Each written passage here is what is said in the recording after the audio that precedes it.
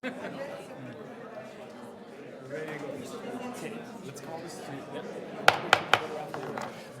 morning, everyone. Good morning, everyone. We do have a quorum.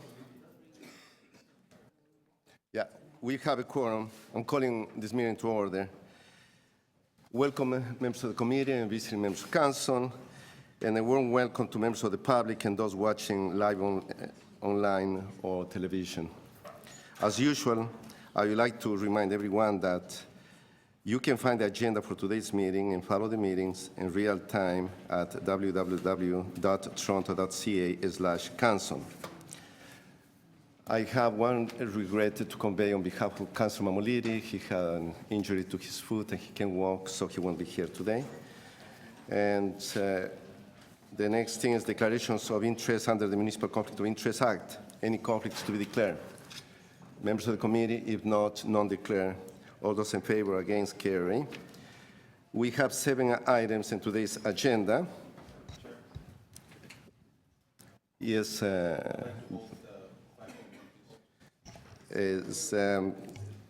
what I would like to do is I'm going to go through the agenda briefly. I will hold the items that we have speakers to begin with, and then we'll take it from there. Is item,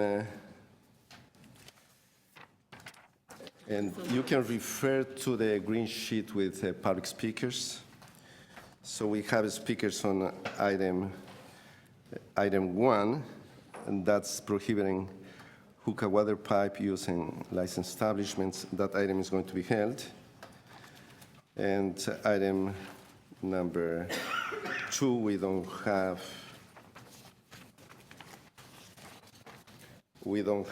any speakers on this one. Item 2, that's a Toronto License Tribunal. The chair of the License Tribunal is here. That's Mr. Lionel Misken. Over here, Mr. Chairman. Otherwise, we can adopt that item. Happy to move it. Is Councilor Marlowe is moving adoption of the item. All those in favor, against, carry. So number 2 is done. Thank you for coming. Thank you, sir. Item number 3, that's the multi-residential apartment buildings known as MRAP Audit and Enforcement Program 2014 Annual Report. We have deputants. This item is going to be held.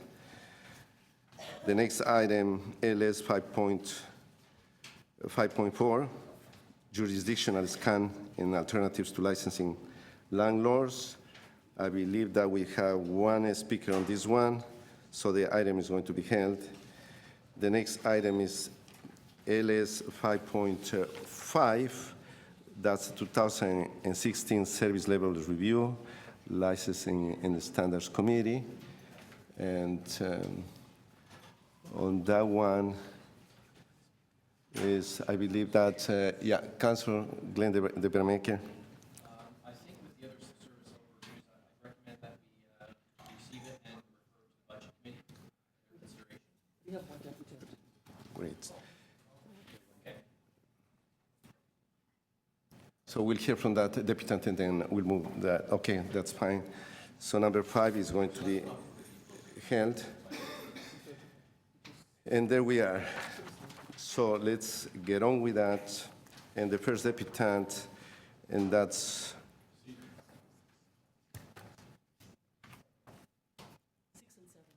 is, I'm sorry, yeah. We have 2 more items, items 6 and 7. Yeah, 6 and 7, and that's recommendations from the chair. And that's this position is to adopt the recommendations.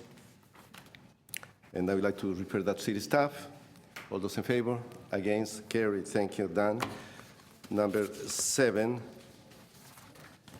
is another request for a report. It has to do with recovering city costs associated with vacant and abandoned properties. It's a request for a report. I would like to move the adoption of the recommendations. All those in favor? Against? Carry. Thank you. So we'll go to item number 1. And we have a list of deputants, and the first deputant is Chris Iacaro, Manager of Government Relations and Public Affairs, the Land Association of Ontario. Rubina Carroll. Chris Iacaro? See, I'm on the list of speakers. It's on item number 1, prohibiting hookah water pipe use in licensed establishments. Chris Iacaro is not here. Rubina Carroll, please.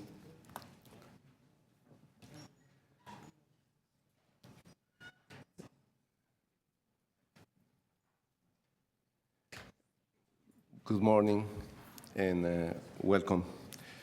Before we start, I believe that Councilor Carichan is the vice chair. That's on the hookah items that you wanted to. You want to go through the voting? Oh, you are working on the motion. Okay, great. Sorry about that. So, welcome. You have 5 minutes. Please go ahead. Good afternoon, everyone. My name is Rubina Carrell, and I'm a resident of Toronto and a public issues volunteer at the Canadian Cancer Society. I'd like to thank you for the opportunity to speak to you today about why I support the recommendations regarding prohibiting the use of hookah in licensed establishments in Toronto. I'm going to start off with some personal experiences I've witnessed. Just last week, a young girl of 16, who's my family friend, she went out to dinner with her friends to celebrate her birthday. I follow her on Instagram and Facebook, and she posted several pictures of herself and her friends smoking hookah, and the comments below the pictures were equally very cool, full of praises from her friends on how much fun they were having and how they should do it more often. I was taken aback a little at the beginning by the way young girls of 15 and 16 were freely smoking shisha, probably without the consent of their parents or guardians, and they seemed very proud about it, judging from the comments on the pictures. But then I realized that I should not have been surprised at all, because we all know that hookahs are a giant loophole in the smoking laws of Ontario. But why should we be worried? Water pipes supposedly don't contain any tobacco. They're supposedly less harmful than cigarette smoking because the smoke is filtered through water, and herbal shisha is supposedly less harmful than tobacco shisha. They even look pretty exquisite on Facebook pictures, if you ask me. The student associations at York University, where I am a current student, host shisha garden parties twice a year during the first weeks of every semester, where all students are invited to relax in the sun and smoke. The amount of freedom and the casual shrugs that hookah smoking receives, especially from young adults, are the very reasons I support recommendations on prohibiting the use of hookah in licensed establishments. As a young adult myself, I believe it is my responsibility to contribute to and support regulations that will support my generation that will prevent my generation from living an unhealthy lifestyle. The myths surrounding water pipe smoking should be dispelled, and any measures to regulate the use of water pipes at commercial establishments should be complemented with strong public awareness. Regulating the use of indoor water pipe smoking will benefit the health of our community by strengthening protection against secondhand smoke, increasing public awareness of its health effects, preventing young people from smoking, and continuing to reduce the social acceptability of smoking in public places. Currently, hookah lounges are able to get around the Smoke-Free Ontario Act by claiming that their shisha is herbal, tobacco-free, and that it is heated, not lit. Establishments also often blend their own shisha or use poorly labeled products. This makes it both difficult for the smoker and tobacco enforcement officers to know whether or not the shisha contains tobacco. I was texting my friend just yesterday about this deputation, and he told me that he has smoked shisha a few times, but he's still unaware of what it actually contains. A ban on smoking water pipe indoors, both herbal and tobacco, would help solve the problem and makes enforcement easier. Water pipe smoking has also been a subject of cultural fascination. In fact, hookahs and sishas are part of my own culture and tradition. My grandparents and great-grandparents were addicted hookah smokers, but despite of their own habits, they restricted my parents, all their 14 siblings, from ever smoking those water pipes. I cannot speak for everyone, but it amazes me that my grandparents had the insight to not let their kids be exposed to the dangers of hookah smoking 4 decades ago when my parents were growing up, and it disappoints me that Toronto has not been able to do so for its own residents.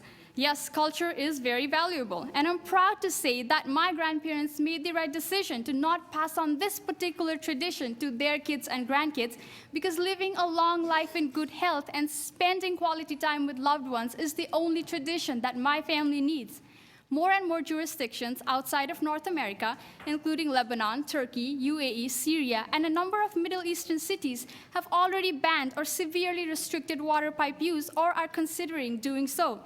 Smoking hookah not only poses health risks for the smokers, but also pollutes the air in the areas where they are smoked. In a 2013 air monitoring study, researchers from the Toronto Public Health found concerning levels of fine air pollutant particles and carbon monoxide and high levels of airborne nicotine in establishments where hookahs are smoked. The results are consistent with many other studies that prove the same.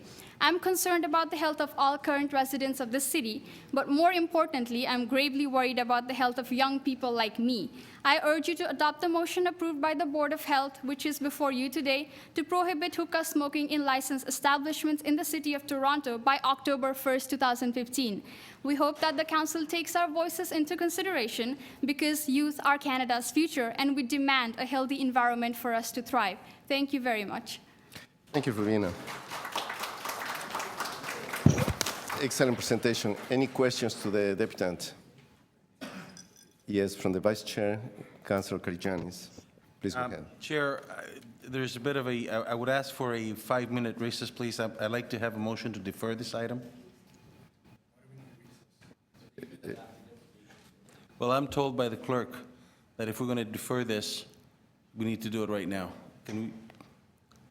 If I can have the clerk just to clarify this, please. Can you post 27? Can I have the motion then posted, please?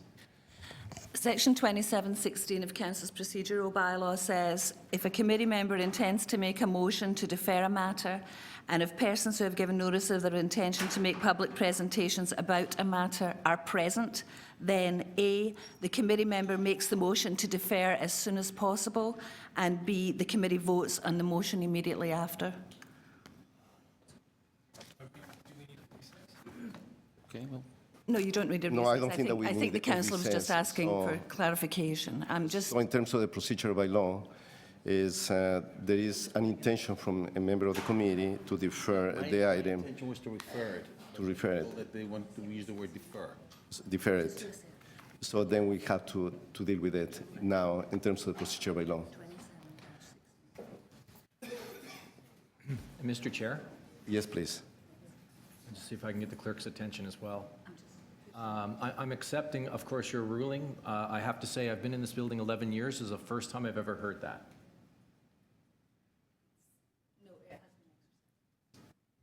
Okay, I'm happy to follow the rules. I just wish I'd known that 11 years ago. Okay. So we'll, I've asked originally for a referral for us to get a report. Point of order, Mr. Chair.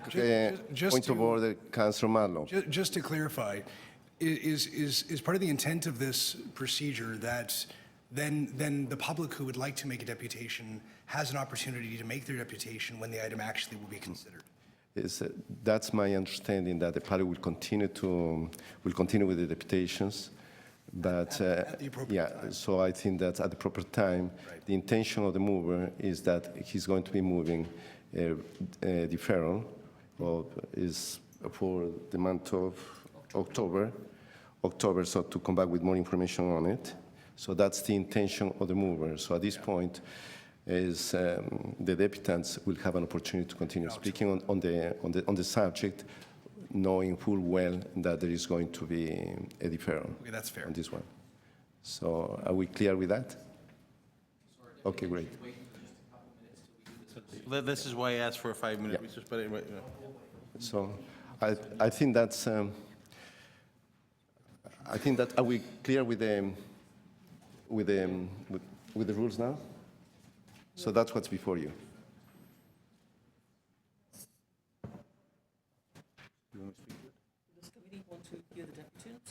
So now okay, but don't they need to know why the motion's on? So I've been advised by the clerk that if this motion is adopted as presented, and then we cannot continue with the debts. So the deputations are over, and then we'll come back on October the 19th to hear the rest of the deputations. So that's what is before us. So that will clarify your line of questioning, Councilor De Vermaker. So we have a motion before us, and so I will call a vote on that one. All those in favor? And any questions to the mover? Is a deferral to October the 19th. Need more. Questions to the mover to begin with? If not, the speakers on the item, we are into committee now. And visiting members of council, if not any, will bring into committee the speakers to the item. Councilor De Vermaker. Thank you, Mr. Chair. I simply will not support deferral. We should be banning the indoor smoking of hookah and shisha and whatever other adjectives people have for it. We dealt with this issue about 2 years ago. It should have been banned 2 years ago. Our staff said to us, be patient, councillor. We're going to go to the provincial government and fix these loopholes. And I said, you know what? I don't have a lot of faith in the provincial government. Every time I deal with the provincial government, they seem to let me down on so many issues. And here we are 2 years later dealing with this issue again. It should be banned now. It's very simple. If you actually care about the people that we're trying to represent in this city, you don't defer it and let them poison themselves for another few months and then maybe defer it again. It's simply wrong. They're poisoning themselves. We know that. We don't allow smoking indoors. That's it. So to say, for whatever reasons, we want to defer this till the fall so that this young woman and her friends can go in and put poison into their lungs and harm themselves? To give more jobs to doctors who have to deal with cancer? That's what we want to do? We want staff to come back to the September meeting and list the cancers that these people are getting in alphabetical order? It's insanity. Mr. Chair, I would urge my members that this should be dealt with now. It should have been dealt with 2 years ago. We shouldn't be deferring this and putting people's health at risk. There is no question. So I would ask the members of this committee to do the right thing, to do the thing we should have done 2 years ago, deal with it now, take it to council. No more deferrals. People's health is too important to play games with. Thank you, Mr. Chair. Thank you. Any other speakers? Councilor Janis.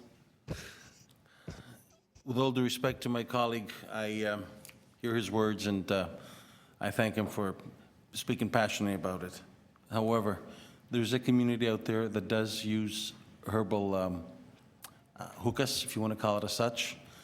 If they use hookahs that have tobacco, it's against federal as well as provincial legislation, and there's rules in there for people to go in and make sure that they don't. There are people that actually do frequent hookah lounges, and if people want to continue frequent hookah lounges, we should not allow any minors in there, and we should not allow any food to be served. So if you suggest that we kill hookah lounges, we are actually going against a community at large, the Middle Eastern community, and what I hear from deputants about being banned here and there, I'm not going to disagree with them, but having traveled to those parts of the world, you see a hookah lounge in every corner. You also go to Lebanon and you see people at the port lighting up hookahs. And you go to Nile, which is in Egypt, and you see people on the river actually lighting this up. A matter of fact, I participated and I spoke to them and I sat down with them. So this culture is something which is growing in Canada. So I will say to you, in order to avoid minors under the age of 19 or under the age of 18 being in those lounges, we should make sure that we have age limits, as well as to make sure that the people that actually want to frequent these places only smoke herbal stuff. So if we close this thing down, what's going to happen? You're going to get private clubs, you're going to drive it underground, and you're going to have minors that will be frequent them, and there's going to be no possibility for us to go and check them. So my motion is asking for us to get a staff report that asks for legislations and regulations on these matters. And if there's no such thing, then we can go ahead and kill it. But until we have a clear understanding of how we can legislate and regulate, make sure that we only have tobacco-free products, and we don't have minors in there, and we do not serve food, we do not serve alcohol, and if people don't want to smoke, they be able to go and smoke. If you drive it underground, people will do it in their homes, they invite their friends, and will put their families at risk, and they will be smoking real tobacco, as well as having smoke for the kids. That's all I'm asking for. That's all I'm asking you to think. I'm asking you to think how we make sure that we protect our citizens. People are not going to stop smoking. People that smoke hookah or shisha or whatever language you want to use it, they will continue doing so in their home and putting their families at risk. Please, I'd rather that if I want to smoke, I do not smoke at my house, but I go to an establishment that's pure, it's properly ventilated, it's properly licensed, and I do not smoke tobacco, but I smoke herbal stuff. That's the motion. If we cannot, if the staff comes back and says, no, we cannot legislate it, it can't be, then we shut it down. But in the meantime, we give the community, this is a cultural community, not one, but many. And when they came to see me, I asked the names of the individuals that they had gone to see, and they could not recite to me this community, that community, and the other community.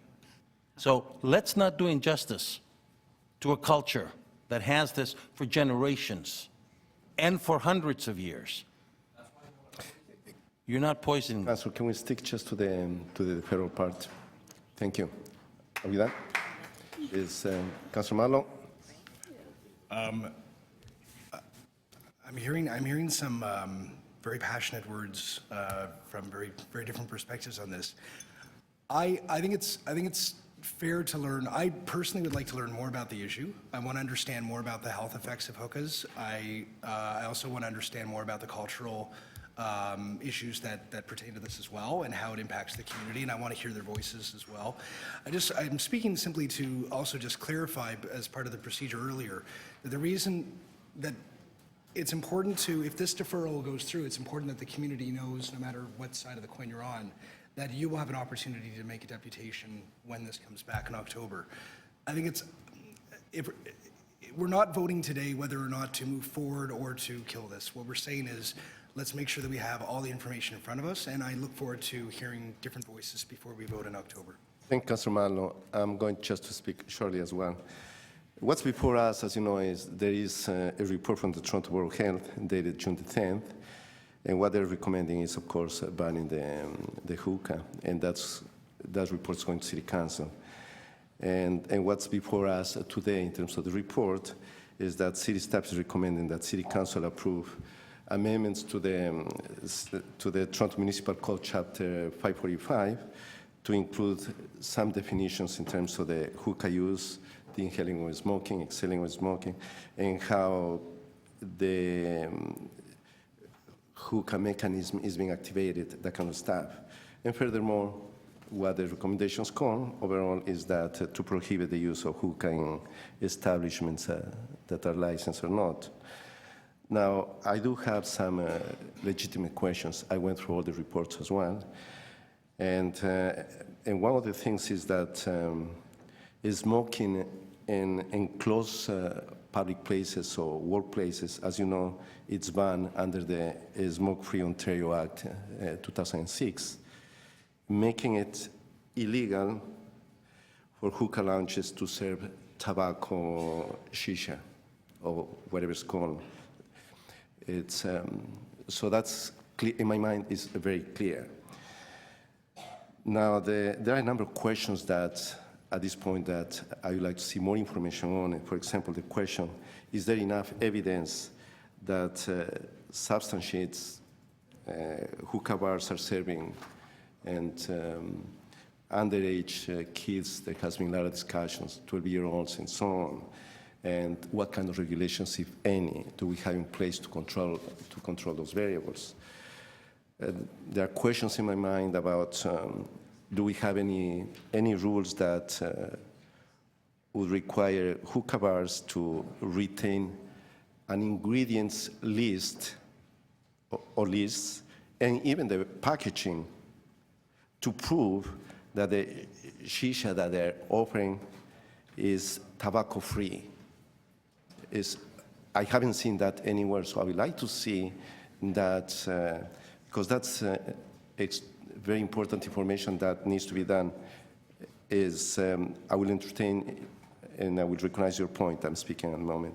The question is there any evidence that these establishments maintain proper ventilation? And to address that, the air quality that we are all concerned with. So it's, I'd like to know how many establishments, like cafes, bars, restaurants, are offering this service throughout the city of Toronto. So in overall, I have a lot of concerns, and I'm not entirely opposed to the hookah ban, but because of its ties to the wider public health issues, I believe that's necessarily, and it's important to get more information that's not only within the city's jurisdiction, but it could be under the provincial jurisdiction. So it's not only Toronto that we have to deal with, but other municipalities and across the province. So that's an important issue that in my opinion, we need more information as well. And for that reason, I will support the deferral. Chair, if I may, It's a point of order? point of order, point of clarification, because There is no points of clarification, point of order or privilege. point of order then, Chair. Stuff that's being served at the places get clearance at customs, and therefore they're packaged and they state what they are. That's not the point of order, Councillor. All right, Chair. Will you call the motion, please? So we have a motion before us. Is recorded vote. All those in favor of the motion. Councillor Malo, Vice Chair Carijanes, Councillor Palacio. Those against, and those against, Councillor De Veramaker. Thank you. To the members of the public, first and foremost, I want to thank you for attending this meeting. The item has been deferred to October the 19th. You will get proper notice, and hopefully we'll have more information on it. I think that's to the interest of all of us in the public to have proper information so we can move forward with that. And once again, thank you so much for coming. Have a good day.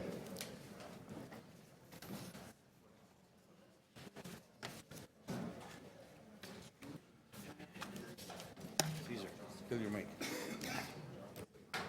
We should ask for the communities to come and speak to us also. We should ask the communities to come to speak to us. This is totally one-sided here today.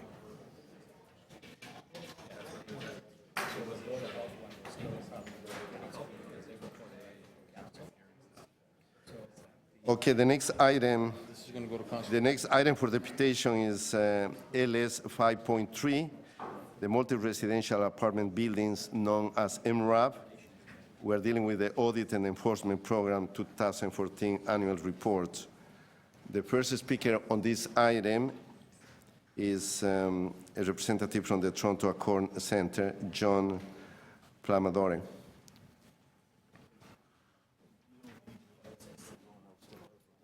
No. One second.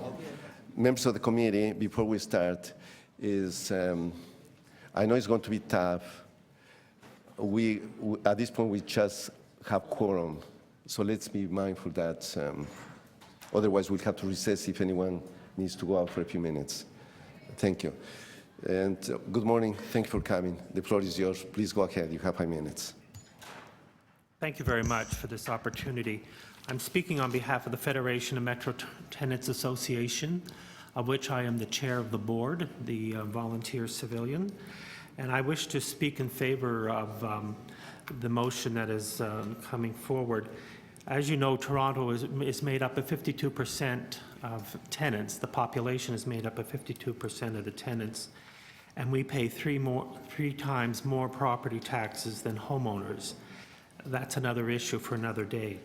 What we'd like to see is that the Licensing and Standards Department have their bylaws enforced, and that the landlords and developers of this city respect the bylaws that this council has passed over in the past.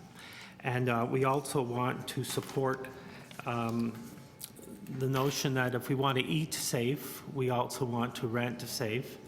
And we are looking at tenants who are dealing with uncleanly common areas, insects, the maintenance of units such as plumbing, plastering, etc.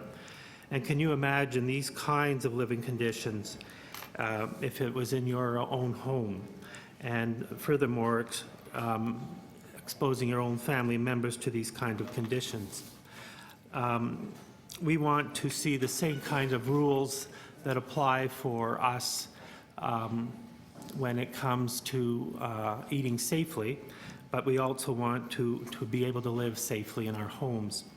And the issue is grave in that the Licensing and Standards Department needs more clout, and it needs to be able to put these landlords, and we're not talking about all landlords, there's a percentage of the landlords who do a good job, but we want to zero in on those who are creating problems for thousands and thousands of citizens of Toronto who are living in conditions that you and I would find disgusting from day to day.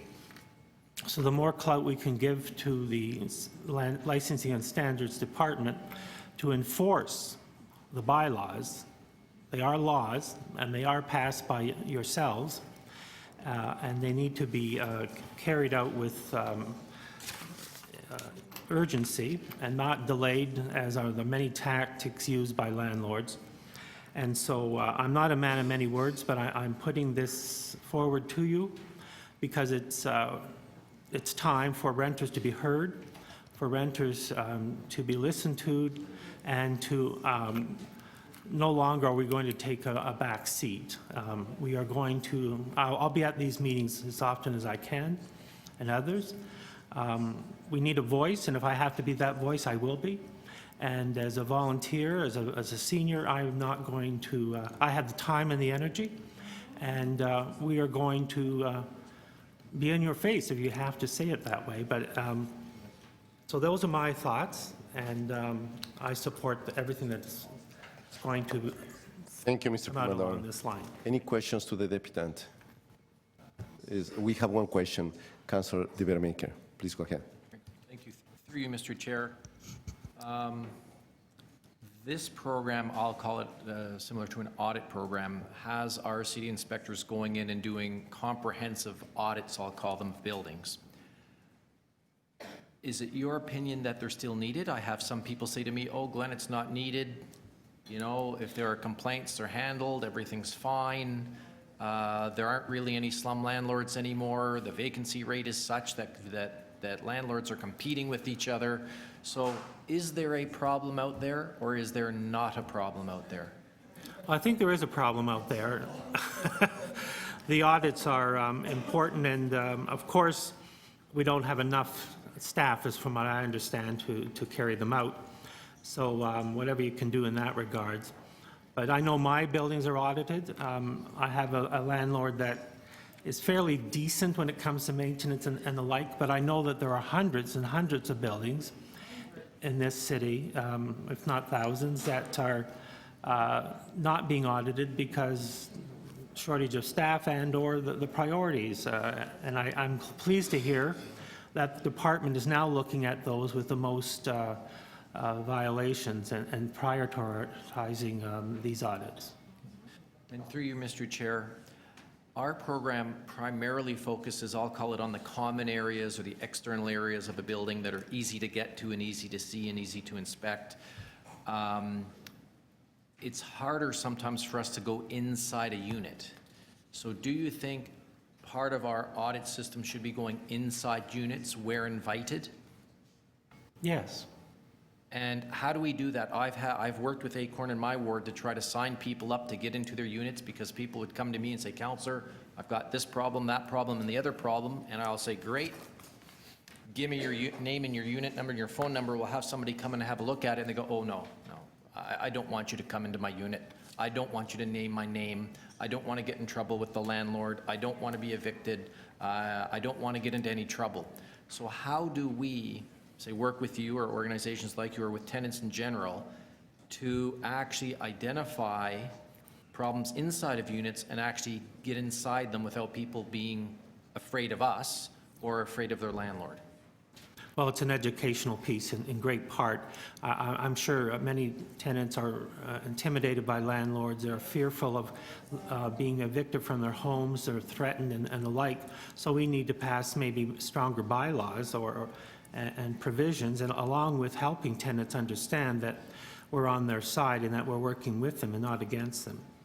But the intimidation is huge. And do you think then part of our program, I mean, we do have an educational component now, but that needs to be strengthened so that when we make an appointment in my ward to come to a building in my ward with our staff, and again, I love the program, I got to tell you, when the SWAT team comes in to look at those 2 or 3 buildings that are causing me concern as a local councillor, that there's an additional education component up front that gets people going door to door, that's dropping flyers in their mailboxes, that's telling them, these are your rights, this is what we can do, this is the date we're going to be on your property. We try to do it now, but in my ward, I have found the response, I'd say, from tenants is not as at the level that I would be happy with. Is it your experience? Not my personal experience in my complex, but I know it's a reality. And again, I repeat that if people are intimidated and threatened and the like, so we need an enhanced educational program for sure. But that shouldn't stop the department from carrying out its obligations under the law. No, I have found our external stuff is very easy to do. Yeah. Getting into the tenants unit that I have found to be the biggest problem for me. Well, we have to distribute the literature and the information in a form that people understand and can conceptualize fairly quickly. I would start with putting that under their doors and go from there. I mean, and help any tenant associations in those respective buildings to help their tenants understand that the city is on their side. And I'm at the end of my 5 minutes, but so in general, you're saying to us that you like the program, and if anything, it needs to be expanded and made stronger. Yes. Okay, great. Thank you, Mr. Chair. Other questions? Is visiting member and Councillor Davis? You mentioned requesting that notices get put under the doors. Are you talking about giving better upfront notice to tenants when an audit is about to take place? Yes.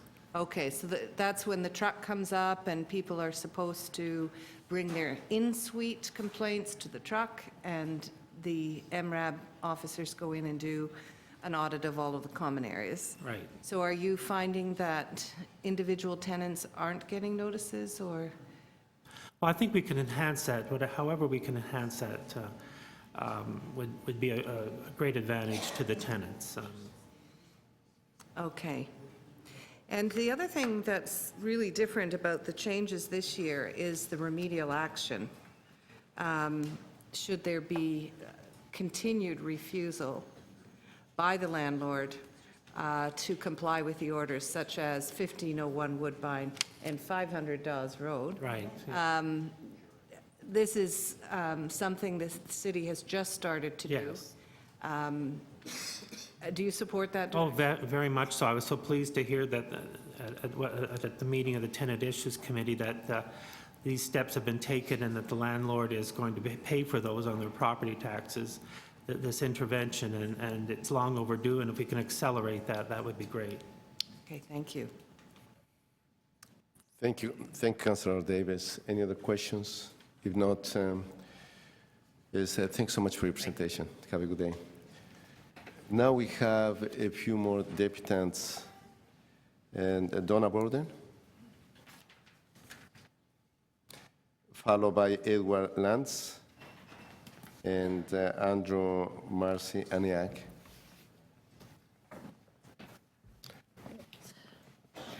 Are you planning to make a joint presentation, the three of you? Yeah, all three at once. Okay, so you may have up to 15 minutes if you want. Oh, perfect. There you are. Okay, so please go ahead. Okay. Thank you for having us here. My name is Donna Borden, and I'm representing ACORN members across the city. We are here today, we are calling for landlord licensing, Live Safe. We're same as a Dine Safe program for restaurants, but for apartments. MRAB is not a good enough system to deal with enforced building standards, we believe, and that we need to replace it with Live Safe. ACORN feels that the community must make Live Safe a reality. Tenants need a system that can deal with problems in their apartments, inside their apartments, not just the common areas. And MRAB has failed to keep suites up to standards, and I believe Eddie wants to mention something. Yeah, my name is Edward Lance. I'm from St. Jamestown chapter of ACORN. In my community, we have approximately 30,000 people living in a 4-block area. Primarily, we've been down this road for about 10 years with MLS, working on different programs. Initially, it was landlord licensing, then it went into the audit program. We've got just under 4,000 buildings in the city of Toronto. There's been non-compliance numerous times from many buildings throughout the city. People generally have, when you sign a lease, any leasing agreement, there is a stipulation in the leasing agreement that requires the landlord to keep the common areas of the building up to par, as well as all units. And it's a tenant's right as well to keep their unit in good repair. Now, we agree totally with that, but that's simply not the reality of it as it is today. Many of the units are in disrepair. There's mold, mildews, infestations, and I say we kicked this can down the road with the ACORN Group for the last 10 years. With MLS, we've instituted the audit program. We were working hand in hand with them, and obviously the audit program did prove, successful in some areas, but there still needs a lot of work to be done. So with the Live Safe program, very similar to Dine Safe, we feel that we're going in a better direction to compel landlords to comply with work orders that are outstanding. Now, we're 52% of the people in Toronto are renters. We demand justice in that regard. We're paying our rent.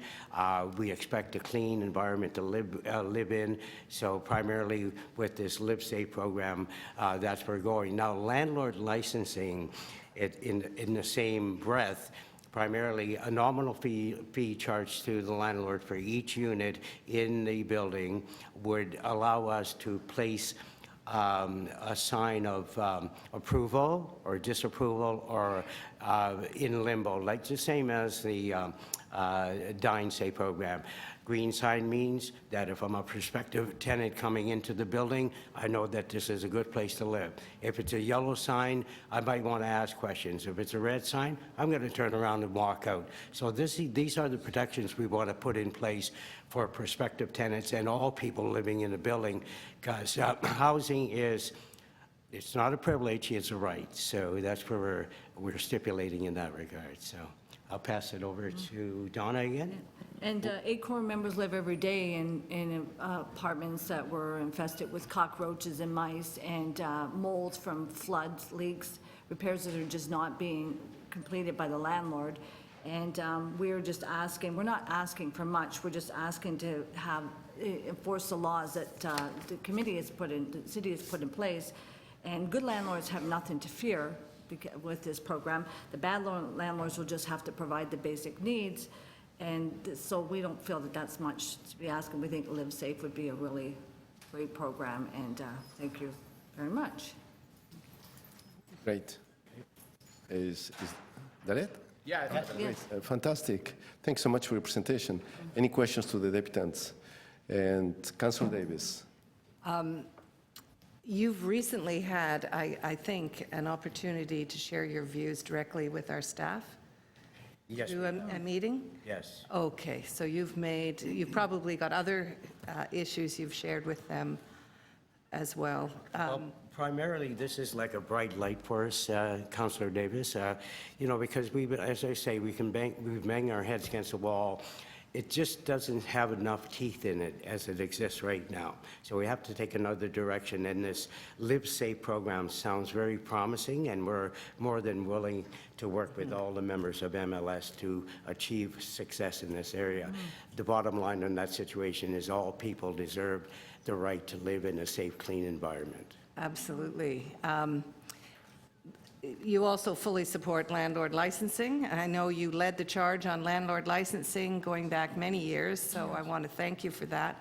I think the Dine Safe would be embedded in a licensing regime because we need the teeth Right. that you're asking for. There are other things that Acorn has asked for that we haven't been able to do, such as posting notices in buildings, posting orders, requiring landlords to comply with other things. So are there other ways that you think we could be, other conditions we might be able to put on landlords that you would like to see happen under a licensing regime? Well, in regards to the actual documentation I've been reading over in this book, the nominal fee of just under $5 charged per unit would reinforce the MRAB program so we can hire more inspectors. And I mean, if a landlord is doing his job properly, what do you have to fear by having a sign in your lobby stipulating that this is a good place to live? I mean, that's the end objective in regards to what we're all trying to get to. I mean, we all want a good place to live. We want to work in congeniality with the landlords out there, and primarily it's their responsibility, as well as the tenants, to congeal and to get together in that regard. So the Greater Toronto Apartments Association thinks that they can regulate themselves.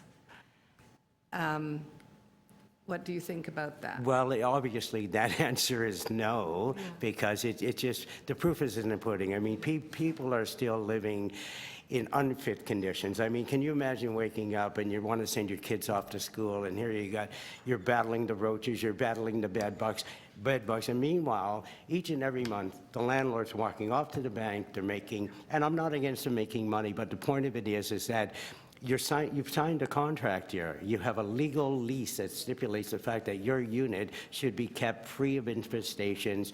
Repairs should be met in a timely fashion. And currently, with the lack of teeth in the legislation we currently have, that doesn't seem to be working. So a nominal fee of under $5 per unit, reinforce the inspection system, put the signage in the lobby, let prospective tenants coming in, that if it's a good place to live, then everything's fine and dandy. If the landlord doesn't want to comply, then he can get rid of his red sign, his yellow sign, eventually, if he does his job. That's the bottom line on that situation. Thank you very much. Thank you. Any other questions? If don't, thanks so much for your presentation. Thank you for having us. Thank you.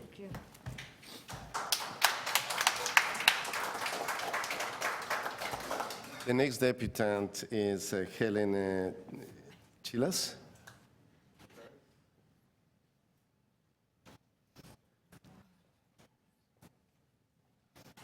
If I mispronounce your last name, please forgive me. Chillis. Chilas. Yes. Thank you. Good to have you here. Good morning. Good morning. Have 5 minutes. Please go ahead. Are both of you deputing at the same time? No, actually, I'll be speaking, and Okay. this is Pamela Mills. She's with our tenant association. That's fine. Please go ahead. Okay. So since there's a lot of talk of 1501 Woodbine Avenue, Pamela and I are from 1501 Woodbine Avenue. And we are here to express our concern about the amount of time that we have been forced to live under conditions completely unacceptable. I do understand that the city is attempting to make changes. The MRAB program is also attempting to move forward and to get some teeth, which is a wonderful thing. But as the debates, as the consultations, as the time spent here, we still continue to live under very difficult and embarrassing conditions. Our building was considered, when it was first built, the jewel of East York. Now, if the jewel of East York can degrade to the level where Pam and I right now are very embarrassed to be making ourselves public once again because we live in such a building, it's not our fault. It is the landlord's fault. A landlord who recently sold $87.5 million worth of assets downtown, who was just until recently a hotel owner. I don't know how to respond to that. The one thing that I would like to request today is where there is mention of 1501 Woodbine Avenue, I believe in the MRAB report, it states, MRAB staff are also closely engaging the owners of the building to help them rectify outstanding orders. There has been some progress, but not enough, and definitely not fast enough. The building audit, the last building audit was in 2013. We have heard that it could take as long as 2016 and maybe even longer to get our building up to code. What I would like for MRAB to provide, so we are all on the same page, and as reference material, it goes on to state, this includes the development of an action plan that prioritizes health and safety improvements, sets achievable deadlines, and informs the building's larger capital improvement plans. I was hoping that we can have a little bit more access to how the development of an action plan. So we have reference material. And again, I am very, very thankful that we can all come together here to look at these situations, because again, if things don't improve, if landlords are not licensed, if that's one option, but I think we need to move forward much more quickly, because if a building such as ours gets into that state, I can't imagine where we're going to be in 10, 20 years. Thank you for your time. Thank you, Ms. Chiles. I'll be more than glad to move the recommendation on your behalf. Pardon me? I will be, as the chair, more than happy to move that recommendation that you put forward with regards to 1501 Woodbine Avenue in terms of compliance. Thank you. Any questions to the deputants? Councillor Davis. About what motions you're moving. This is a building in my ward, so we've been working very closely on. I'll be glad to take carriage of that. Okay. So specifically, you're asking for, Helen, a meeting between all parties to review and confirm the work plan? Yes, and also to make it public, so the city council, the public can look at how MRAB is improving. I know that there have been a lot of challenges, as one would expect in any newly developed organization or section, a department within the city. So, and again, I quote here, the development of an action plan that prioritizes health and safety improvements, sets achievable deadlines, and informs the building's larger capital improvement plans. So we do have a reference and supplementary material for future meetings.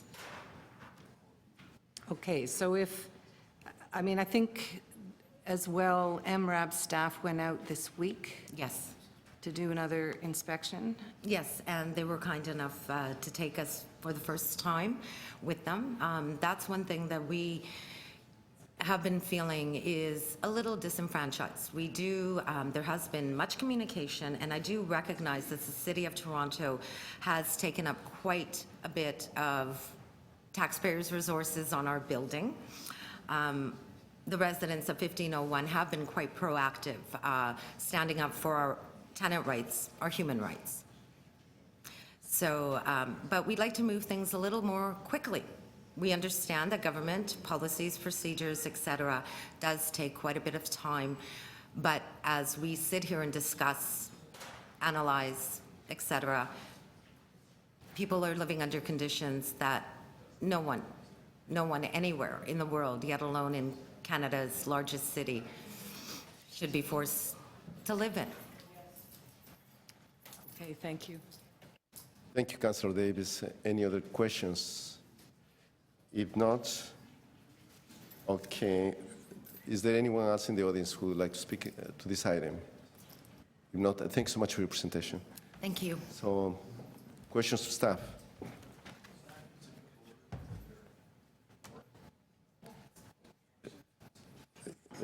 Absolutely. Can staff give us a quick overview?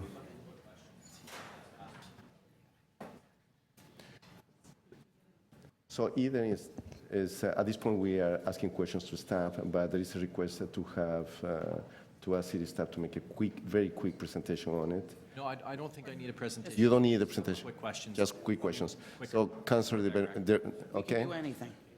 We're ready for anything, so. Glenn, you are the first one. We have Sorry, questions. Councillor Davis. Councillor Davis, as a visiting member, you're first. Please go ahead. Okay. I think, first of all, let me just say, I'm very pleased that our division is being proactive with outstanding orders through the Remedial Action Program. However, there have been some challenges. One of them is getting contractors in so that you can actually undertake the kind of remedial action that you want to take.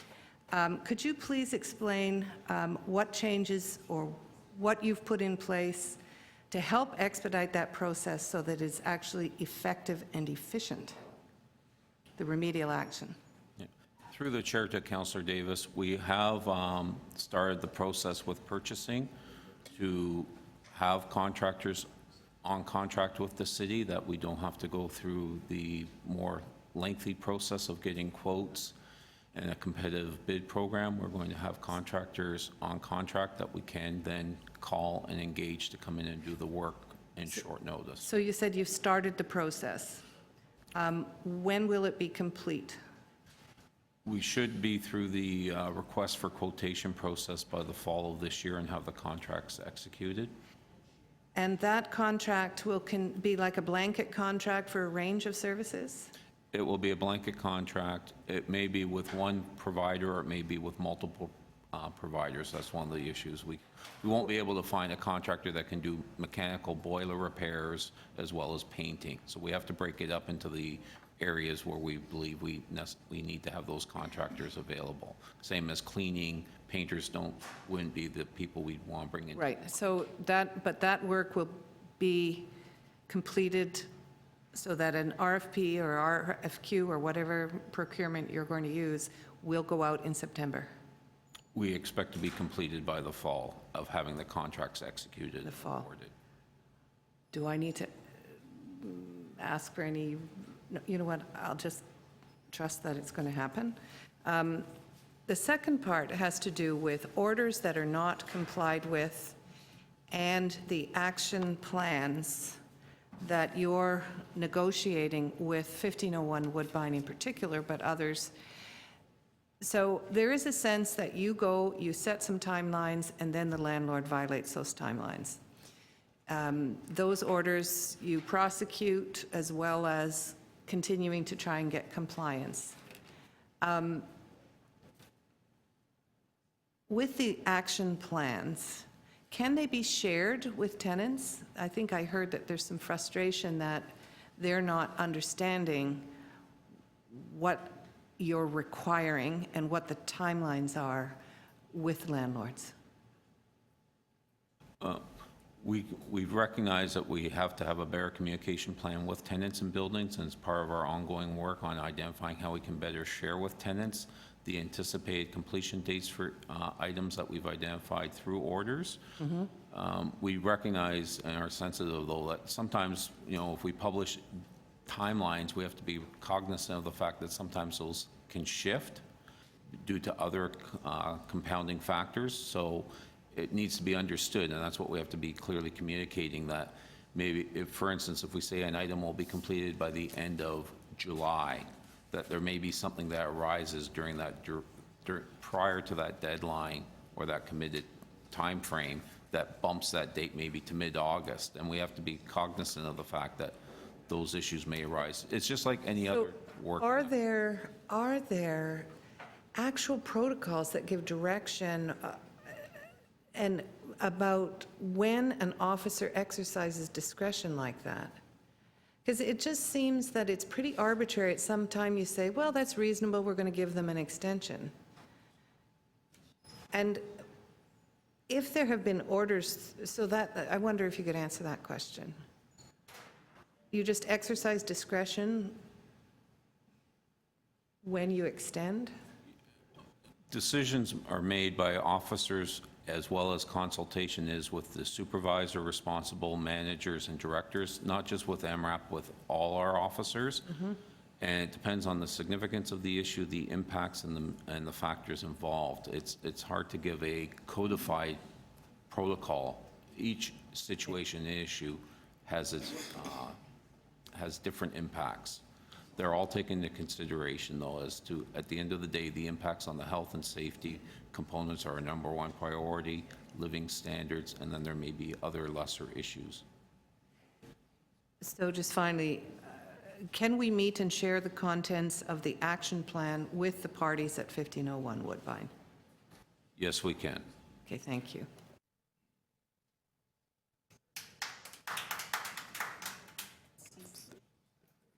Thank you. Is any other visiting member not? Councillor De Bermejo, you're next. Thank you. Through you, Mr. Chair, to staff. Just on the overall philosophical question as to the utility of the MRAB program.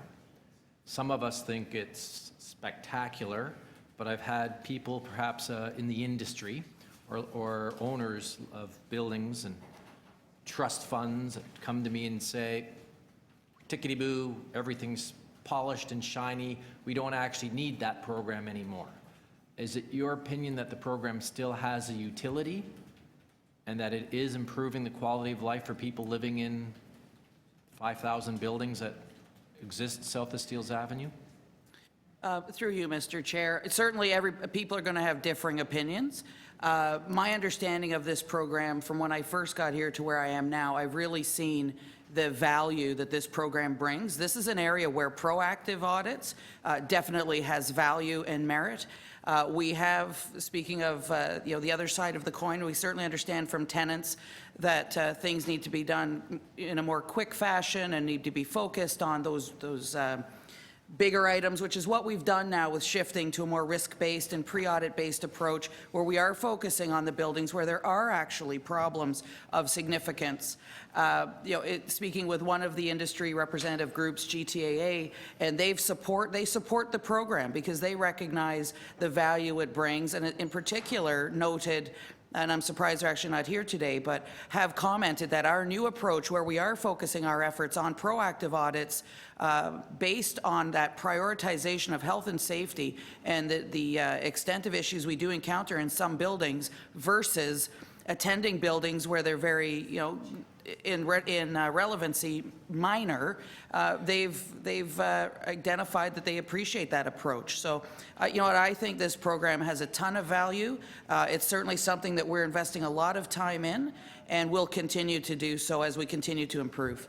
And so that I understand, are you saying that you've moved from a model where you did a certain number of audits per year based on whatever, to more, when you say proactive, do you mean based on complaints by tenant associations or local councillors saying, this building's a big problem, and then you go after that building? Yeah, so through you, Mr. Chair, certainly when I first got here, some of the concerns I heard were that we were spending our time auditing buildings that had minor, cleanliness, dirt around the elevator button issues, where on the other hand, we were not attending buildings where there were significant, what I would say, health and safety concerns. So our focus of getting away from doing 200 of audits as a number, we are not prescribing a number now. We are focusing on a pre-audit that identifies the need for a full audit based on risk assessment, the continued and focused follow-up and drive to resolution, as we've seen in the last year with a couple of buildings of note. It does take time, but certainly the focus is there that has not been there before when we simply prescribed to a number. So absolutely that shift towards the risk-based and health and safety-oriented, and expanding the inventory of buildings that we would look at through this program to include the mid-rise, which had not been dealt with previously. How we choose those audits comes in a variety of ways. A number of complaints, certainly councillors' offices, or our own staff that identify, if they attend an in-suite issue and identify a building that has some challenges, and they do the referral. So the inputs come in a number of ways for our pre-audit. Okay, and I'm looking through the report. I think I remember that the figure of, as a ballpark, that if we started to go to a cost recovery basis, and I think 2 years ago, in addition to wanting to ban hookah pipes, we wanted to have a cost recovery program so that the landlords that we were inspecting pay a fee. There were concerns about cost. I think your report said it was at first rough estimate is in the ballpark range of $4.75. So through you, Mr. Chair, that's actually in the third item, the fourth item, where we've made reference to, on a very high level cost recovery basis per residential unit, and that's an estimate. That's where you see that in item 5.4. The commentary in respect to MRAB previously was focused on our ability to recover costs through re-inspection fees, right, which I do recall being discussed every time this item has come to this committee. So, and we do apply re-inspection fees as we go forward. We are doing that more now than we have in the past because we've been focused in this new model of re-inspection. And we are also undergoing a user fee review that will help quantify the value and cost of those re-inspections. So it's another component. And would it be more appropriate for me to move a motion on cost recovery under 5.3 or 5.4? Last question. Yeah. So through you, Mr. Chair, the item that is before you that is specifically referencing the user fee policy, cost recovery, and that approach is item 5.4. So that would be appropriate under 5.4. And then these items are intertwined because they're about that MRAB audit program, but it is referenced in 5.4. Okay, great. Thank you. Thank you. Any other questions? If not, okay. And I think we have gone through the list of deputants at this point. Is any speakers? Visiting members first. Councillor Davis, 5 minutes. Please go ahead. Thank you, Mr. Chair. I want to first again thank the deputants today. It's really important that we understand the real experiences of tenants who live in substandard buildings in Toronto. And there are many of them who have been working for many years to try and do the most we can under the regulatory framework that we have at the city, which is the Property Standards Bylaw. We have pushed the MRAB program. MRAB came about actually initially when Acorn began to call for landlord licensing some years ago. And we, instead at that point, initiating landlord licensing, because we weren't able to do it at that time, began with this proactive inspection program. And I do want to say it's made a big difference. However, we've understaffed it. This report says there were 5 vacancies for much of last year or the year before. We don't charge full cost recovery for the re-inspection fees and for the actual costs of this program, and I hope, based on some of the motions that were moved previously at the Tenant Issues Committee, that we will see the introduction of actual cost fees in the intervening period until we can change the regulatory framework. But the remedial action, and I want to commend our staff, we have actually stepped in and started to do repairs in buildings where landlords completely thumb their noses at us and continue to.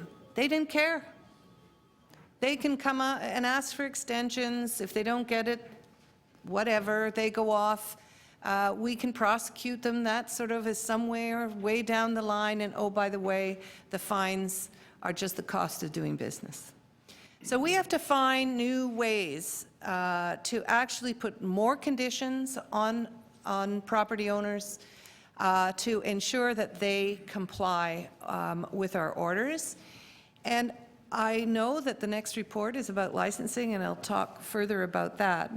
But in the intervening period, I also think that making sure that tenants are well informed about the MRAB program, making sure that they're informed if there are appeals coming forward to the licensing committee, making sure that tenants are actually filing complaints and orders of violations, and that we are working together. And I want to say that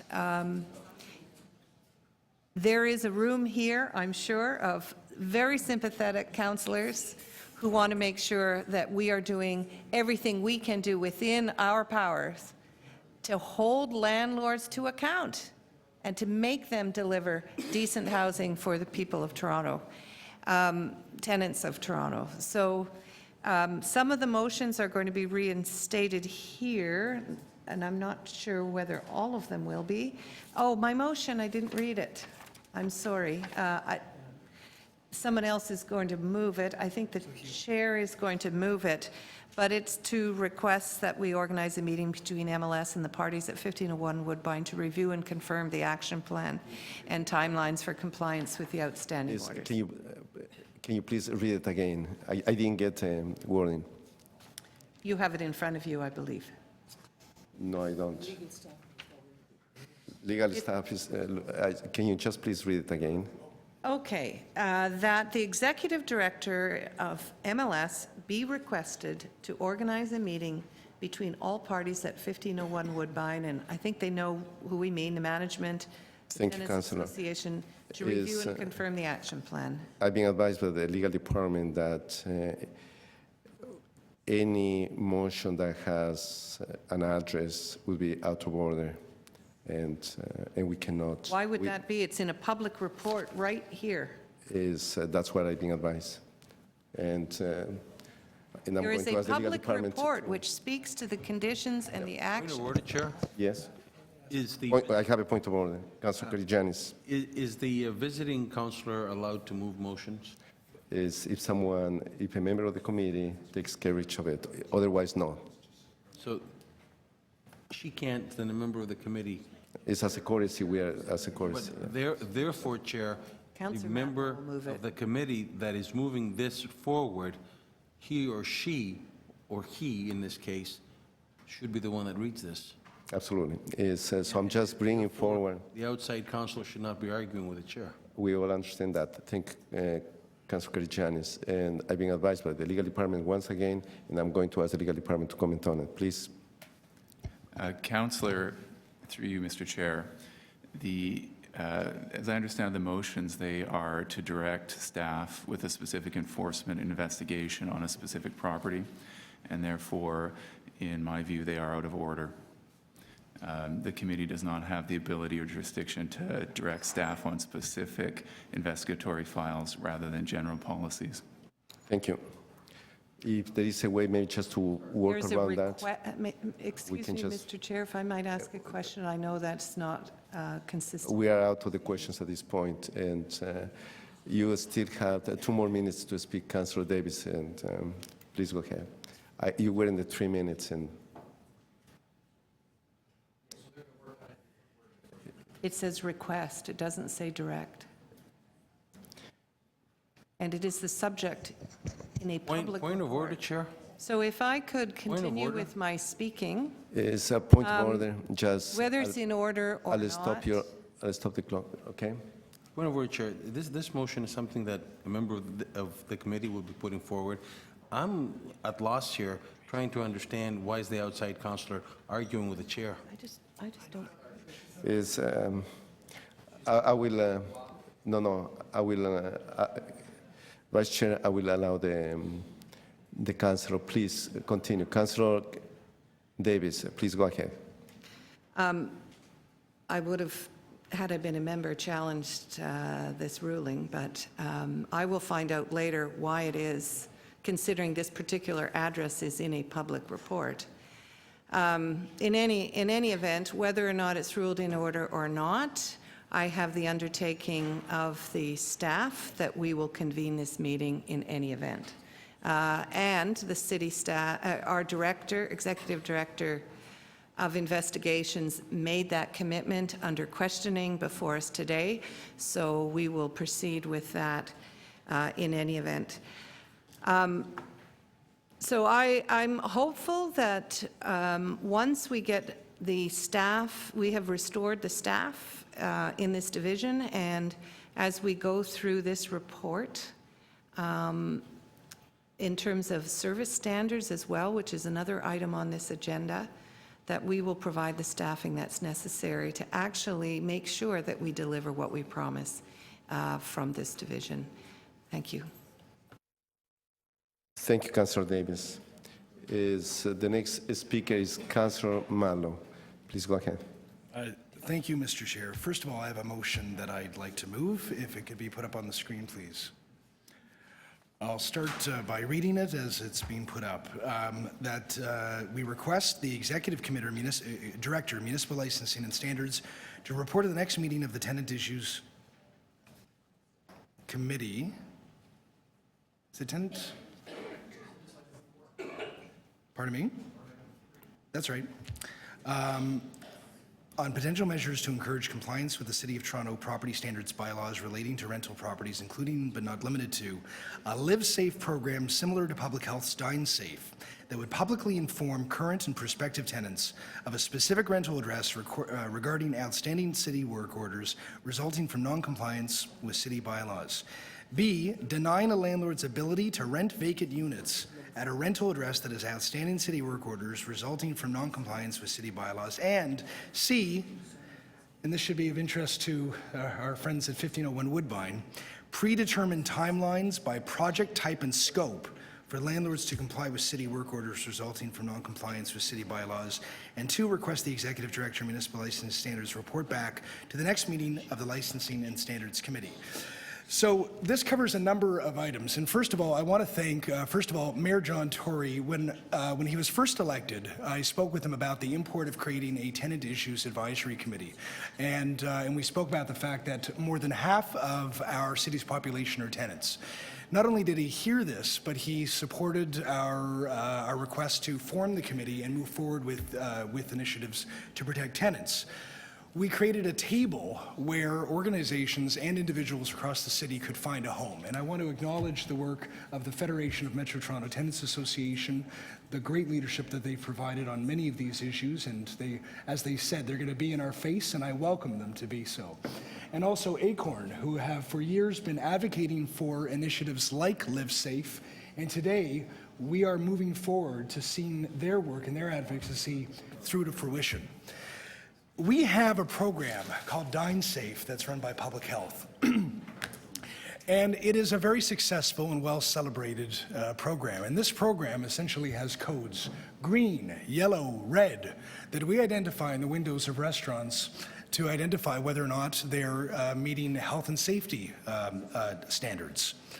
Why should we expect any less for people's homes? Why shouldn't landlords be very publicly identified about which ones are doing their jobs, not just running businesses, but being responsible for people's homes? Why shouldn't tenants be able to identify very quickly whether or not they want to live in a place or turn around and walk away if it's clear that the landlords aren't meeting basic standards and responsibilities, and frankly, basic ethics? If any of us we're living in a home, and our children are living with us, or anyone in between, and there are rats in our homes, bed bugs, that the place is not even being maintained properly, and landlords are willfully dismissing or ignoring basic work orders, there needs to be some way to hold them to account and even to shame them if they're not doing their job. So I look forward to moving forward with this program. We also need to make sure that landlords are not able to rent vacant units if there are work orders. Why should they be able to move forward and make more money when they're not even doing the basics? And I must add, one big concern that we have to deal with, both at our Tenants Issues Committee and here, is we need to advocate towards the provincial government more effectively to reform the above-the-guideline rent increases. Because the way that it's done now is that even when we do demand work orders and we ask landlords to do their job and put their buildings into good repair, they often then just put the cost directly to the tenants and make them pay for it rather than to do what I believe is the cost of doing business as a landlord. And also to have more predetermined timelines by project type and scope, meaning that tenants should be able to expect if there's a certain thing that's broken, a certain thing that needs fixing, that they understand reasonably how long it should take to be done and when we should expect the landlord to do it so that people like the folks at 1501 Woodbine don't have to wait around for years and years and years just hoping that something will be done. And I will conclude by this. We have an opportunity at this committee to be champions for tenants. And I support the next motion that's going to be coming forward from Councillor de Bearmaker too, to explore the possibility of licensing. But again, I'm always cautious that we don't want landlords to pass on the cost to tenants, and that's where we need to make sure we don't fail. Bottom line is, thank you, Mr. Chair, thank you to my colleagues, and thank you to the Mayor for finally giving tenants the voice that they deserve here at City Hall. Thank you. Thank you, Councillor Malo. Is Councillor de Bearmaker's next, followed by Councillor DiGiorgio. No, I have a question. Oh, you have a question to the mover? Yeah. I have questions. Questions to the movers. Okay. Is Councillor de Bearmaker first? Thank you. I think probably two or so questions. My first question is, very supportive of the motion, of course. This is then separate from the licensing of landlords, which is the next item. This is specifically about a Live Safe program for inspections, period. Yes. Licensing landlords, which I think is a very, very good thing as well, is a separate item. Licensing, the possibility of licensing landlords, I think is something that merits exploration. That's why I spoke in favor of your motion. But it is a separate consideration. This is more about informing and identifying the tenants and ensuring that landlords are meeting our expectations. Okay, and my other question, would you consider it a friendly amendment? You've got A, B, and C. If we added a D that said ways and means to increase stakeholder engagement, outreach, and education? Absolutely. And we meaning our tenants committee, and I know staff are already, in fact, working on ways to better inform tenants across the city about what their rights are and what their expectations should be. That being said, though, I think that this will reinforce that expectation. And would you agree with me that even in a best-case scenario, if we have very good professional city staff going to an apartment complex, I'll call it, but the tenants aren't either educated or engaged or comfortable, that we can only do half the job without the tenants? Absolutely. We can only go on the outside of the building. Well, and you understand this well. The more knowledgeable tenants are, the better able they are to protect their own rights. And, my friend Jordy Dent from the FMTA often says, and I subscribe to his view, that tenants should follow the law rather than what their landlords tell them.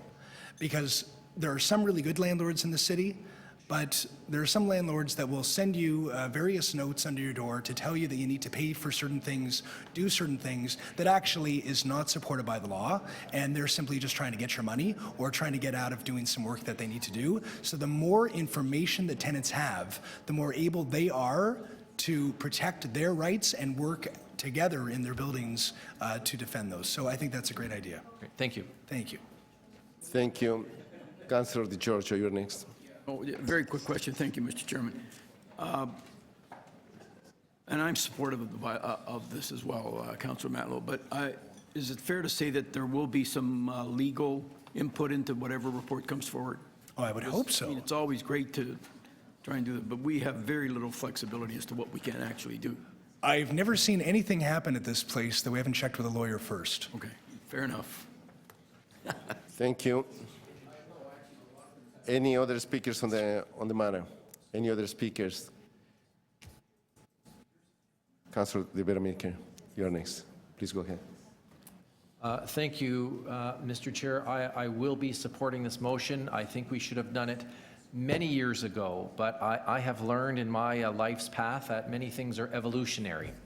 And I look at the Rouge National Park that we thought should be 50,000 acres. It started off at 5,000 acres, then went to 15, actually went to 10, then to 15, now to 20. We'll get to 50 eventually. So I think while many of us wanted this program probably almost a decade ago when I was first elected, and I'm sure that Acorn folks would say, yes, we were advocating for this, and we didn't quite get it. But I think time has proven that this program is needed. I think, if anything, despite our frustration that it's taken maybe longer than we would want, we have the evidence now of the Dine Safe program. Nobody can look at this motion or this program that I think council will wholeheartedly support and say it's going to be a problem. Because all you have to do is go ask anybody who owns a restaurant. Has the Dine Safe program put you out of business? And all the good restaurants will say, well, no, of course not. We don't mind the inspectors coming in. We're proud of what we do. And if your inspectors actually have a couple of tips for us on how to improve how we do our operations, we'll accept them. And we put our little sign out there, and it's mandatory, but we put it out there, and we're proud that when customers walk into our restaurant, they all take a quick peek as they walk through to make sure that there's a little green check mark at the door. In all my years, I have not heard of any restaurant saying to me or to anyone that the program has caused them has caused them hardship. So I think the same thing will happen with landlords. There are many, many good landlords that have beautiful buildings. They're not going to be afraid of this program. It's not going to cause them hardship. They're going to say, come on in. In fact, we want you to advertise this on your website so that when people go online to find a place to live in North York or downtown, the West End, or in Scarborough Centre, if you want to live in Scarborough Centre somewhere close to the Scarborough Civic Centre where you work, there's all the list of the buildings, and they'll be very happy to have that nice, great, big green check mark by their unit. It's the landlords who aren't investing properly in their properties for whatever reasons who may not like the program. But my response is very simple. If you do a good job, you've got nothing to worry about. And I know that when people come to visit their friends in their buildings, everybody, when they walk through the lobby, will do a quick check and see if it's got its, green, yellow, or red designation. And that, staff have told me in the restaurant industry, has transformed their jobs because their jobs are a lot easier now. Because when they go to the restaurants, there's a consequence for not passing an inspection. In the old days, if you didn't pass an inspection and you had rats and mice and cockroaches in your restaurant, nobody knew except the MLS officers. The public didn't know. Now that we made it public, there's a great incentive for restaurants to do the right thing. I think it'll be same for the landlords and the apartment buildings. I think this is way overdue. I think, and Councillor Matlow, I thank you for considering a friendly amendment to talk about ways and means to increase education and outreach and stakeholder engagement, both for the industry and tenants, because again, in my opinion, we can't do the job by ourselves. My biggest frustration isn't our staff, it's the tenants that I deal with who are afraid to let us into their units. And Natalie Hunt is in my area with Acorn. She's done a spectacular job, but people are afraid. And maybe we who are well-educated and well-informed and engaged and know our rights and aren't afraid of other people and are used to conflict, aren't afraid. But there are a lot of people, there are a lot of new Canadians in my area who just, when you say the inspector's going to come inside of your unit, they say, I don't want you in now. But I can't help you unless an inspector comes in. Yes, but if the inspector comes in, they're going to know that I snitched. Well, yes, they will. That's the only way we're going to get your unit fixed. Well, I don't want it because last month my uncle came and visited me. And maybe he wasn't on the list and I could be convicted. There's 1,001 reasons why tenants might be afraid or intimidated. That's why I think we need the educational component to get those doors open, because when our staff are there, I know they set up the mobile unit. As people walk into the buildings, they say, oh, you got a problem, we'll come up and have a look. But it needs to be more effective. So I think if our staff look at how to engage people like Acorn to be an advanced crew, so that when we have the schedule and they say, well, we're in Scarborough Centre at Markham and Ellesmere, July the 15th, that the tenant associations and Acorn can go and canvass those buildings and sign people up, like I've tried to do in my ward. And again, I found it very difficult. We need more resources. So, Mr. Chair, it's a wonderful motion. It has my full support. Thank you, Councillor De Bermejo. Any other speaker? If not, I'm just going to take a couple minutes. First and foremost, I want to thank city staff for this report and for, literally speaking, doing an excellent job in terms of enforcement. That's been going on for the last few years. And also particularly, and I want to thank members of Acorn. I do recall that in 2010, when I met with the group, when I became the chair of this committee, and having meaningful discussions in terms of your concerns. And I think that those concerns have been brought to the highest level, and City Council has adopted a number of recommendations, and that's where we are in terms of enforcement. And I want to thank you, in particularly, for being the eyes and the ears of our tenants overall, and you are commended for that. And with regards to the motion that's before us from Councillor Madlo and the friendly amendment from Councillor De Bermejo, most definitely I'll be supporting those recommendations. I think that they're great recommendations. And as we all know, that the goal of the MRAB program is to ensure that the minimum property maintenance standards within this multi-residential rental properties is maintained in accordance to the city's property standards, laws and bylaws that we have in place, and regulations. Unfortunately, we have a number of landlords, as it was noted with regards to 1501 Woodbine. And I'm going to ask the city staff, and I have given that assurance, that to pay close attention to this property to make sure that there is full compliance in every sense, as Councillor Davis indicated. And I think that there is not a lack of will in any way in terms of passing some motions, and I'm very confident that city staff is going to do that.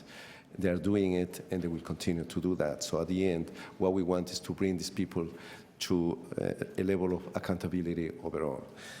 So once again, even though we have 87% of compliance, which it sounds very impressive, but on the other hand, when I think about the 13% of no compliance, that brings a sense of concern. And I think to all of us that we deal with scam landlords out there that simply have properties that have become an eyesore, and they become chronic in nature, and problems that we really have to deal with it. So I'm confident once again with our city staff. I think we have very competent city staff. The guidelines, the protocols in place are very clear, and I'm very confident as we move forward.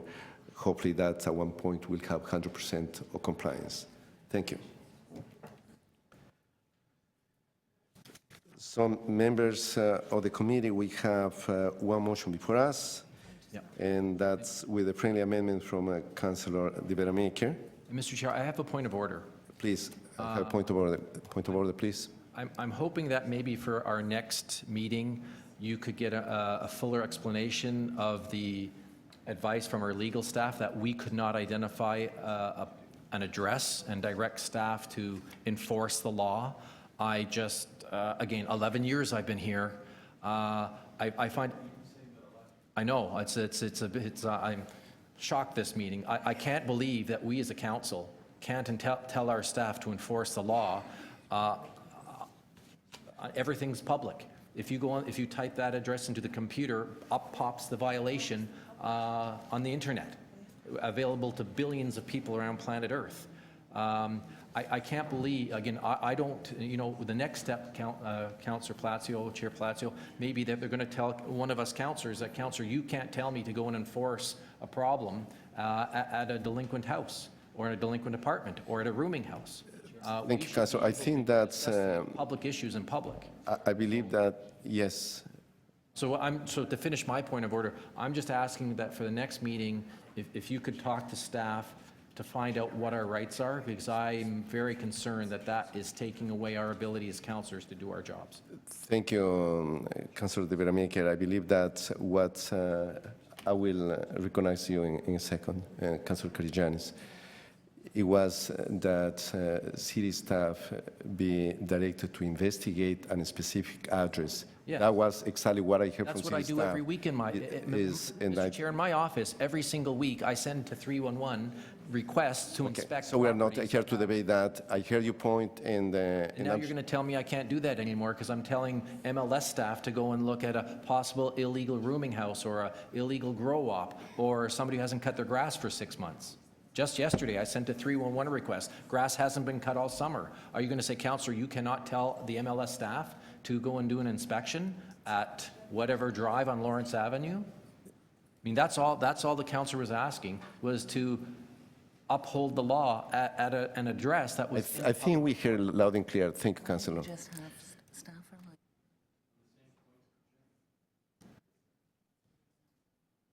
Is Councillor Karygiannis, is a point of order or? I think there's a great difference by demanding, instructing. Councillor, are you speaking on it? Is that a point of order No, or privilege? on the point. So it's not a debate. We cannot go back and forth. So that's what I'm asking. Is that? I'm speaking on the point. I mean, I am requesting to add to the point of order. So you have a point of order. What's your point of order, please? My point of order is that when we ask staff, we request staff. We don't demand on staff and/or instruct staff. I think Councillor De Beermaker said if I instruct staff, and maybe that's the wrong wording that he might have used. Thank you, Councillor. I'm going to ask city staff. I think they have every right to comment on what's been said, and I'm going to ask the legal department just to comment on that to the benefit of all of us.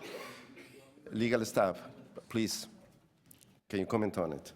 Through you, Mr. Chair, once again, the opinion that I was asked to give was specific to the motion. I was not speaking generally or broadly on the ability of any councillor to raise issues with properties in their constituency or generally in the city with staff, and to request investigations if need be. The motion that was speculated appeared to instruct staff to do a specific action for a specific property, and in my opinion, that is beyond the jurisdiction of this community. Point of order. So all we have to use is the word request and we're okay? Because that's the motion I would like to move then. It's, We ask staff, I ask water staff to go to houses all the time and say, please meet me at this residence. Through you, Mr. Chair, just maybe if I paraphrase, what I heard the legal staff advise the committee is that, one, you have an ongoing investigation situation occurring right now at a specific address. The instruction, even though the word request was there, was a specific action being given to staff on an existing situation at a specific location. And so, from that standpoint, the committee is now directly instructing in a compliance situation, and this is what legal is saying is beyond the jurisdiction of the committee. Asking for staff to go out and investigate concerns, complaints, issues that are raised occur every day, and I don't believe that legal is saying that is something that you couldn't do, and in fact, you can do. This was a specific motion, and it was a specific direction. thank you. Councillor, Okay, just to clarify. let's move on. No, Mr. Chair. Oh, we Mr. have Chair, the clerk, I think okay. It's important. I didn't think the motion put before us was in any way untoward, if Councillor Davis, or I don't know if our staff can put up the motion that we were, because I'll move it, that basically says, meet with the residents on this property, have a meeting. I have, Councillor, we're not going to be debating this point back and forth, and that's one of the reasons that I have asked from the beginning. please write down your motions. It was Make a submission to the clerk, because they'll have an opportunity to check with the legal department as well. So we won't have to go through this.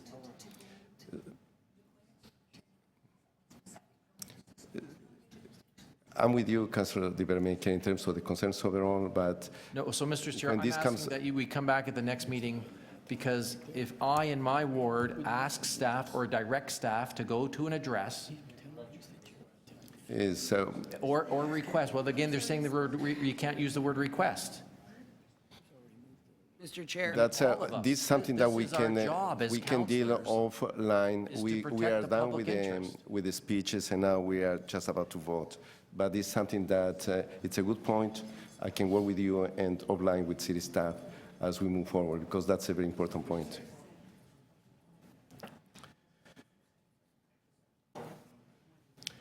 Okay, so what we have a motion that's from Councilor Madlo. Mr. Chair.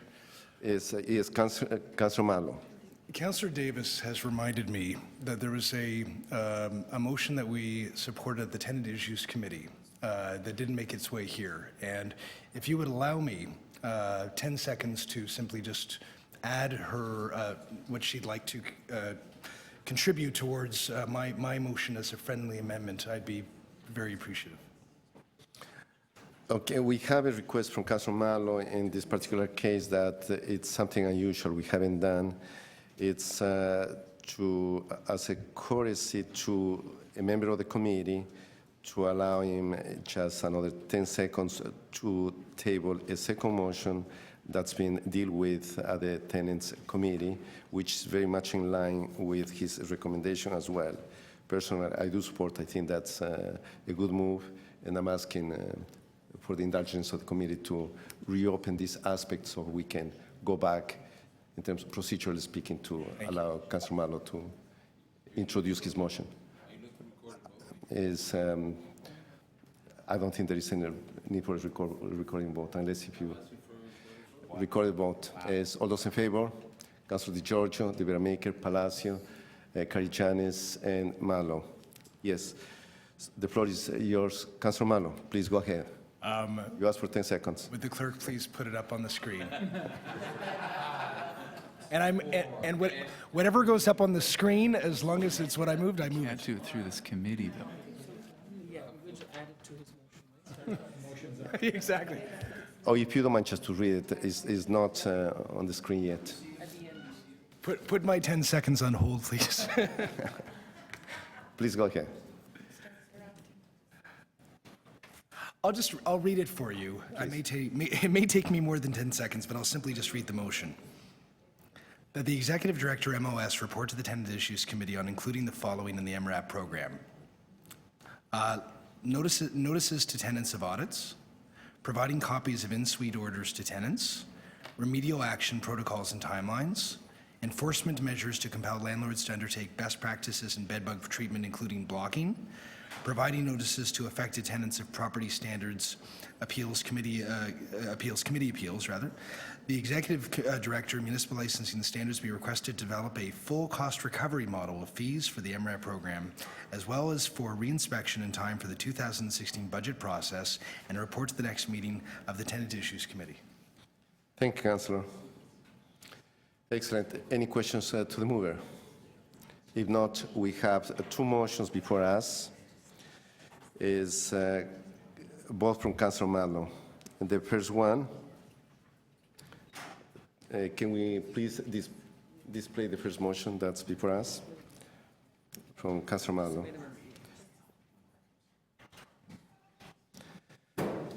The clerk needs 10 seconds now.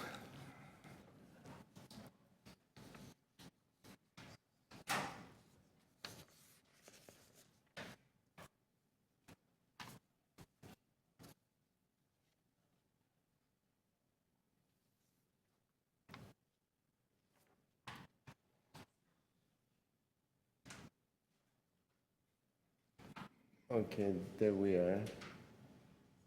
So that's the second one. Yeah, this is the one that Councilor Malo is taking carriage for on behalf of Councilor Davis. Okay.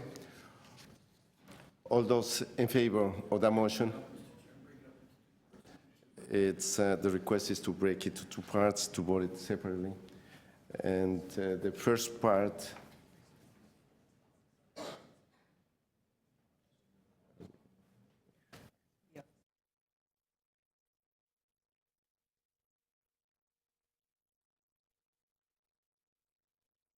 And Mr. Chair, may I have a recorded vote on the whole thing? Thank you.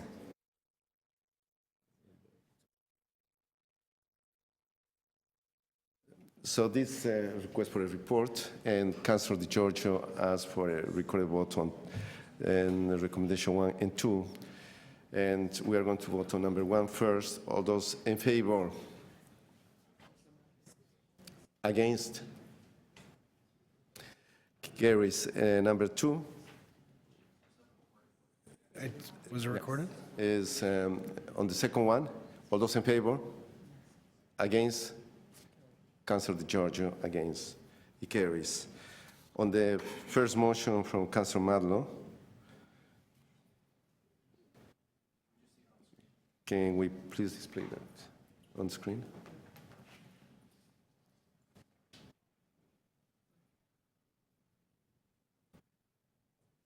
Great. It's recorded vote on this one. All those in favor? Councilor Di Giorgio and De Veramaker, Palacio, Carigianis, and Malo, unanimous. Thank you. Yeah. So we are done with this item. And once again, thank you very much to the deputants and members of council as well. We are moving now to the next item, number 4. And we have one deputant from Toronto Call Center. Is there anyone to speak on this item? Item number 4. Item 4 is the jurisdictional scan and alternatives to licensing landlords. No deputants. Is any questions to staff? Councilor De Veramaker. Thank you. Through you, Mr. Chair. For the cost of the MRAP program, I was going to move it under the last one, but I think you advised me it's better to move it under this item. Your first preliminary ballpark cost was, I think, $4.75 or so per unit if you went to a cost recovery basis. Through you, Mr. Chair, that's correct. And do you think that represents any hardship on the industry at $4.75 a year? Through you, Mr. Chair, out of fairness, that would be the subject of a consultation with the industry, and it's for them to specify whether they consider it a hardship, not for my opinion. Okay. And if we were to go to a cost recovery basis, and the budget for 2015 is about $1.5 million. If we went to a cost recovery basis, that would free up $1.5 million on the tax side, correct? That is correct. And then we could reallocate that to all of the other many good things that the licensing department does. Certainly, that would be subject to the Budget Committee, and I gather this committee's direction on how the tax-based funds would be allocated. Okay. And in terms of I'm not going to call your report an options report, but your jurisdictional scan, that has some next steps in it. So if this committee says that we support the licensing of landlords, then is it your advice to us that we would say yes and follow these, quote, next steps, which is, I think, I've lost my motion, but it's continued research, detailed financial analysis, stakeholder and public consultation, and report back to licensing and standards, I would say in October of this year? Yeah, so through you, Mr. Chair, certainly the next steps indicates if you'd like us to undertake further work regarding regulatory options, whether that be licensing regime on residential properties or some other regime, then yes, we would be seeking direction to undertake that work. So if the will of committee was to license landlords, then we would still follow those steps. Through you, Mr. Chair, absolutely. Those are best the course of fundamental steps to any next steps we would take. Okay, great. Thank you, Mr. Chair. Thank you. Is any other questions? I is Councilor Malo? No, we do have quorum at the moment. Okay. Yeah, I did ask for visiting members of council, but you weren't here. Please go ahead, Councilor Davis. I haven't left the room, so I'm sorry if I missed your notice. So your report essentially says to us, there are other jurisdictions that have used a different regulatory regime to put in place other kinds of conditions on property owners, and they are already in place. Is that right? And working? I'm sorry, Mr. Chair, Councilor, I'm going to have to ask you to repeat it. Okay, Sorry. that wasn't a very good question. No, it wasn't your fault. I just missed the first part. Okay, your report outlines other jurisdictions where other regulatory regimes, like licensing or whatever you call it, are in place and they're working. Yeah, through you, Mr. Chair, yes, the attachments to the report outline different municipalities' approaches to residential property licensing, various different approaches, be it a licensing at the property or registration or otherwise. Certainly, it depends on the jurisdiction that you're in and the lawful authorities that you have to work with.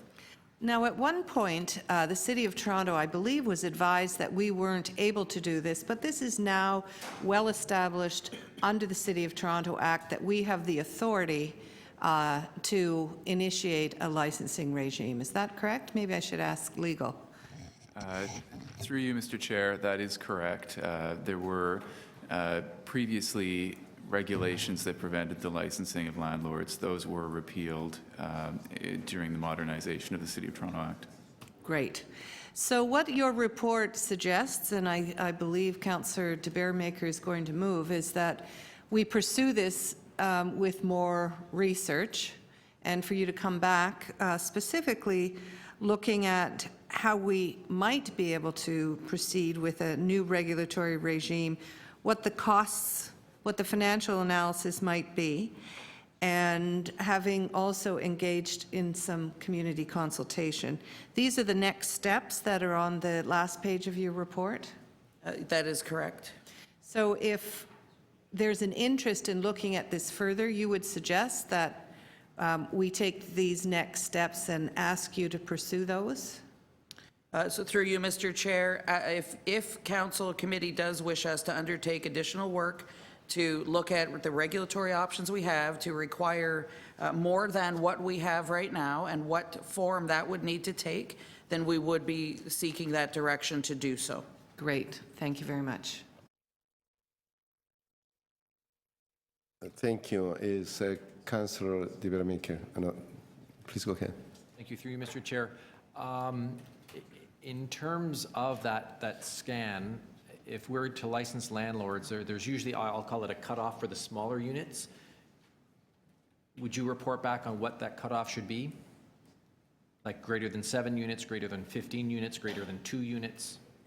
Yeah, so through you, Mr. Chair, certainly, and as you see, Councillor, with the Deputy Mayor de Beermaker, with the attachments, there are different regimes depending on different jurisdictions' approaches, based on different sizes of residential rental properties. So certainly, I would look to our MRAB program and the manner in which we have defined that as the starting point and really the foundation that I believe council or committee is looking to achieve. So we would define who would be captured by that regime. And what is the MRAB cutoff or definition for number of units? We're more than 6. More than 6 residential units. Okay. So would you advise that if I put in my motion greater than 6 units, that would give you a starting point? Well, our starting point could be anywhere from 1 and up, and certainly would then be council's decision whether it would apply to those smaller residential operations.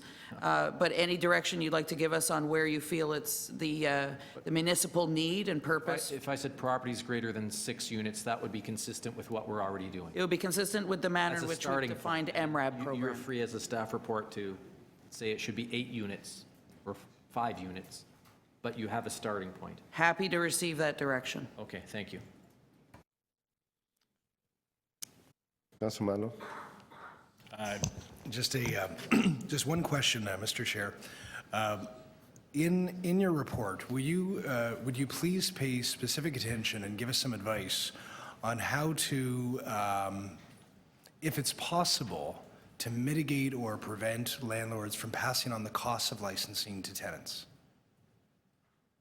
Or tell us that it's not possible, but just, I want some advice, some information in your report on that specifically, once we've directed you to do so.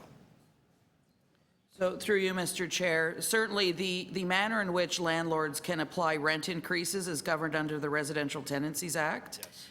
So we would ensure that we are mindful of their responsibilities under that provincial statute.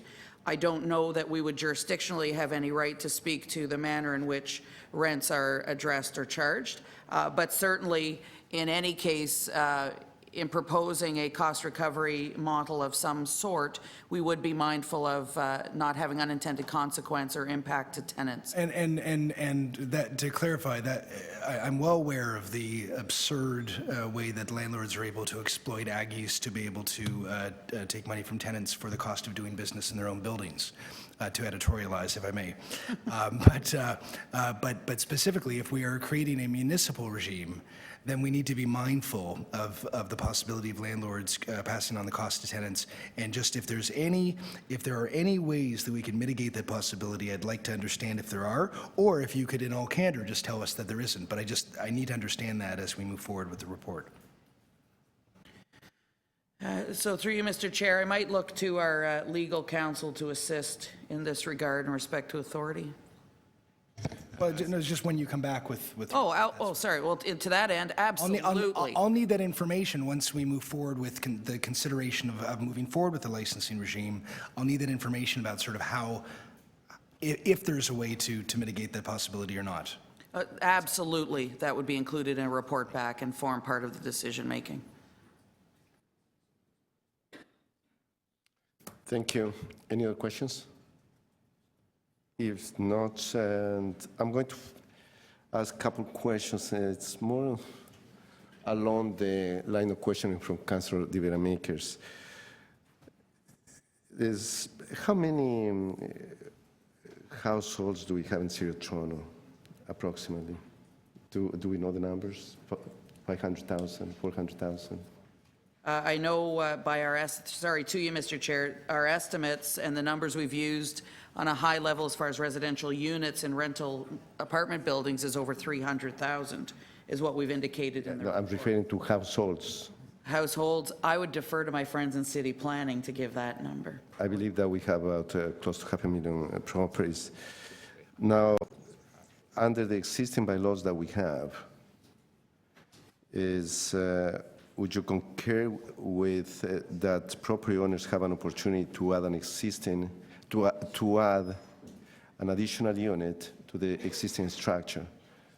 So a single-family home can become a two-dwelling unit is under the existing bylaws. Right, my understanding is second suites are generally permitted across the city.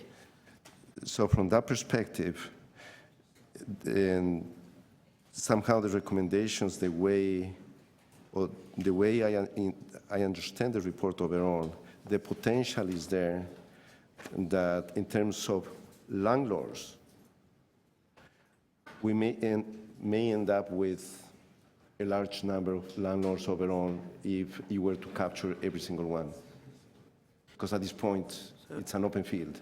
So to you, Mr. Chair, and I believe that is the crux of the question Deputy Mayor De Beremaker was asking. Yeah. To whom, at what level would the application of this bylaw and if it's residential rental property licensing apply, and that is within council's discretion. As we've seen in other jurisdictions, some will include, for your example, a second suite in a residential home. Those are not properties that we've typically had issue with. MRAB was focused around the larger multi-residential apartment building, so that's completely up to committee and council's direction as to whom it would apply to. So in other words, we have zoning bylaws, we have guidelines in place to deal with multiple dwelling units overall in terms of rooming houses, multiple dwelling units from 6 units up, and everybody's captured within those guidelines and bylaws, correct? So certainly zoning provides its regulatory guidance as far as the use of the property. The question we're being asked about is a potential licensing regime and/or other regulatory tools we need to ensure those that provide residential rentals to multiple people have their own regime. So it's not to circumvent or overstep or complicate into what is permitted by zoning. So my last question in terms of the potential and if we were to move forward with this, with any recommendations in terms of exploring it further, the potential is that we may end up with a large number of units that would need to be not only inspected but enforced, and I'm referring now to those 2 units or 3 units that we have by the hundreds or thousands out there in City of Toronto. Do we have the manpower? That's my key question to you, to even do that kind of enforcement when we're dealing with MRAB, with the real scam landlords out there? To you, Mr. Chair. So my understanding of the intention of this is focused towards multi-residential apartment buildings with 6 or greater units.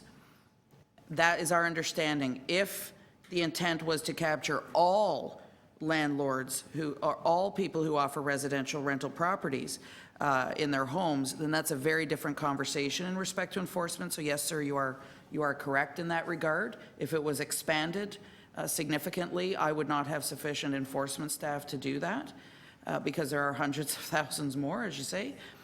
My understanding is this intention is focused towards what MRAB captures, which are the mid-rise, 6 units or greater, that there is no intention to capture people who offer a rental basement apartment. Thank you so much.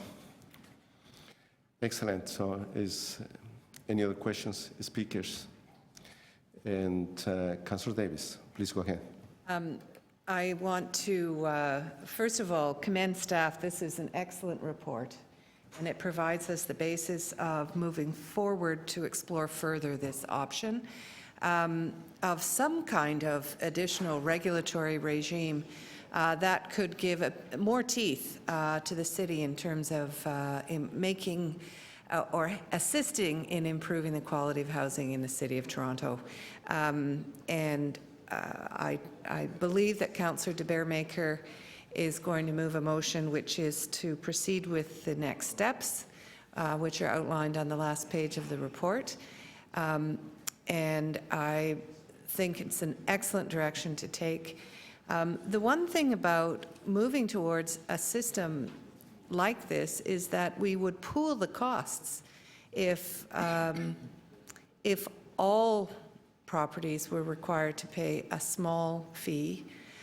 It would help finance the kind of support that we need to actually do inspections and monitor this sector. So thank you very much. The question of small versus large and cutoff at 6, I'm quite happy if we put a cutoff at 6 and leave some discretion as well with our staff if they want to report otherwise. What this report says is that there are some municipalities, first of all, there are municipalities right across Canada and in Ontario who do this now. And I'm not sure that we were aware. I certainly wasn't aware. So that was good to see. But secondly, there are some municipalities where there is only just a registration requirement, so that you would only say if you were a landlord, your name, your property, and a description of what you have. But I'm satisfied that we could move forward with 6 and up and begin to think about how we would advance this. So thank you very much again for an excellent report, and it would be fabulous if there was a unanimous vote. That'd be great. Thank you, Councillor Thanks. Davis. And we'll bring into committee any speakers. Councillor Di Veramaker. Thank you, Mr. Chair. I'm going to move 2 motions. First motion, or depending on which button the clerks have, maybe the MRAB motion, which is caught. So I'm going to move 1 motion that's just saying that council support the operation of MRAB program on a cost recovery basis. Request staff to report to the Budget Committee during 2016 budget process on how to improve the cost, how to implement the cost recovery model, and that we include increased budget for stakeholder engagement, outreach, and education in that budget, that we circulate this report and future reports to other standing committees such as the Tenant Issues Committee, and that staff identify for the Budget Committee possible alternative uses for the funding from the tax base that may no longer be needed to cover the MRAP program. The other motion I'm going to move is just saying that we support the licensing. The second motion is coming. Councillor Di Veramaker, I believe that, can we go back to the previous one, please? Sure. To the If you can put my, no, there is one item that's out of order. well, staff told me to move it now. There is one that, first you don't have, you are talking about the tenants standing committee. That's not a standing committee of council. And one committee cannot dictate to another committee what to do. So that's under the procedure by law, so that will be out of Sorry, I order. couldn't hear you, Mr. Chair. Is if we can have the previous motion display.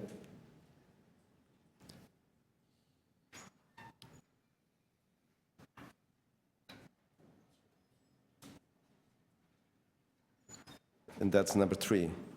The statutory report. Can't circulate it? We cannot circulate it? Committees do not have the ability to dictate the agenda of another committee. So you can't have staff circulate, direct staff to circulate to a committee a report that is not in the jurisdiction of the committee of which is. But didn't we just get a Board of Health report?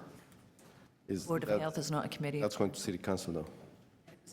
Okay, so is there wording that is more appropriate, or should we just delete it? I thought we It's out of wanted- order, so we'll.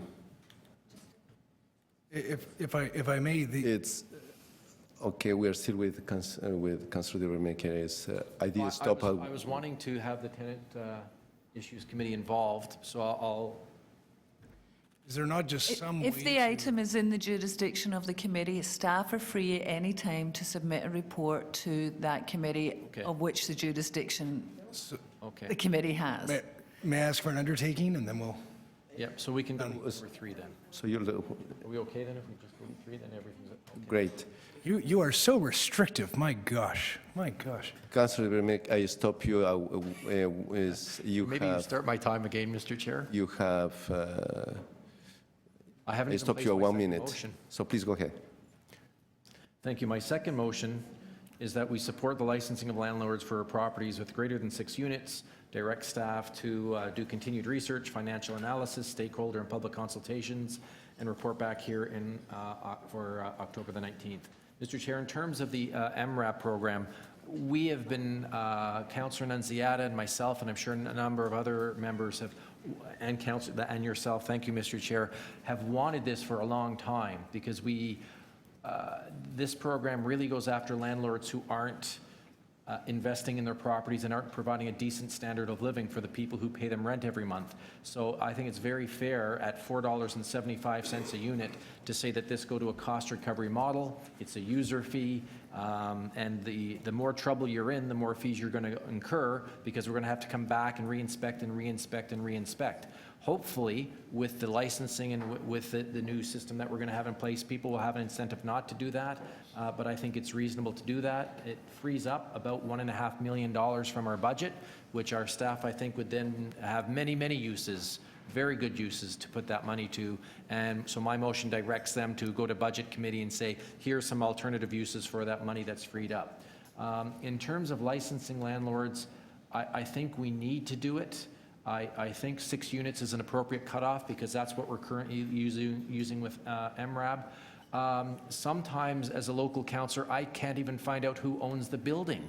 It's very difficult to say who owns that building, and even sometimes I call staff, and staff say, well, we can't tell you who owns the building. That's Freedom of Information Act information, and we can't give it to you. So I think there needs to be a system in place where we and the public can know who the landlord is, and there's a contact phone number, and that this, I think, along with the Live Safe program, will make a very, very substantive and positive difference in the quality of life of, I would say it's actually, I think it's half the population in the city of Toronto lives in high-rise buildings of one sort or another. So I would ask your support, Mr. Chair, and let staff come back in October and tell us what they think about the licensing and what the dynamic should be. I have a question. Thank you. We have questions from the mover. The first one is the Vice Chair, Councilor Karygiannis, followed by Councilor Malo. Councilor Karygiannis. Thank you. 6 units certainly is something that we can live with.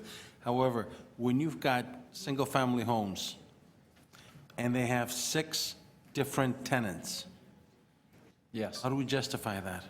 Like, I mean, Well, I think that's illegal, actually, currently, but. right, but my question to you is this. Chair, can I ask, please, that you, Chair, can I ask the request that you put my time on hold, and you request that if conversations need to be had, especially by Councillor Janet Davis, if she wants to float around, that she might want to take this out. I'm trying to concentrate, and unfortunately, thank you. So please go ahead. We do have, especially north of the 401, closer to Steeles. Chair, I don't think that my request is certainly taken to heart by the councillor, the visiting councillor. I mean, I'm distracted by all the movement that's going around. So either instruct the councillor to... Councilor Davis, if you don't mind, please, is Councilor Giorgio.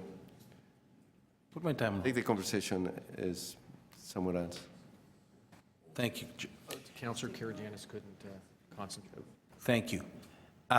In areas close to Steeles, there's larger homes, 2,700, 2,800, 3,000 square feet. And in those homes, there is landlords that are dividing those homes to 6, 7, and 8 units and have different families living in there. Yes. If we're going to request staff to look at 6 units or more, I know that these are illegal rooming houses, but how are we going to address that issue when you have 6 different tenants with different locks at the door? How do we look at that? I mean, should we... Well, Councillor, I don't know the specific answer to that question, but I believe part of the staff report will tell us what we should do with those, and my guess is, or my prediction is, staff will say, if you have an illegal rooming house today, licensing landlords will not make you legal. You can't just get a license for an illegal establishment. So I believe if would you and I had conversations with staff. Would I be, would you entertain a friendly amendment that says 6 units / and/or tenants? Pardon me? Would you entertain a friendly amendment where it say, can we have the previous motion on, please?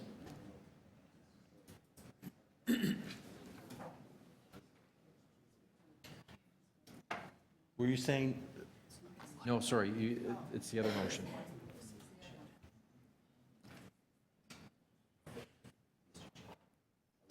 No, we haven't finished, Chair. We haven't finished. I mean, I want to ask the mover if you would, he had something about 6 units.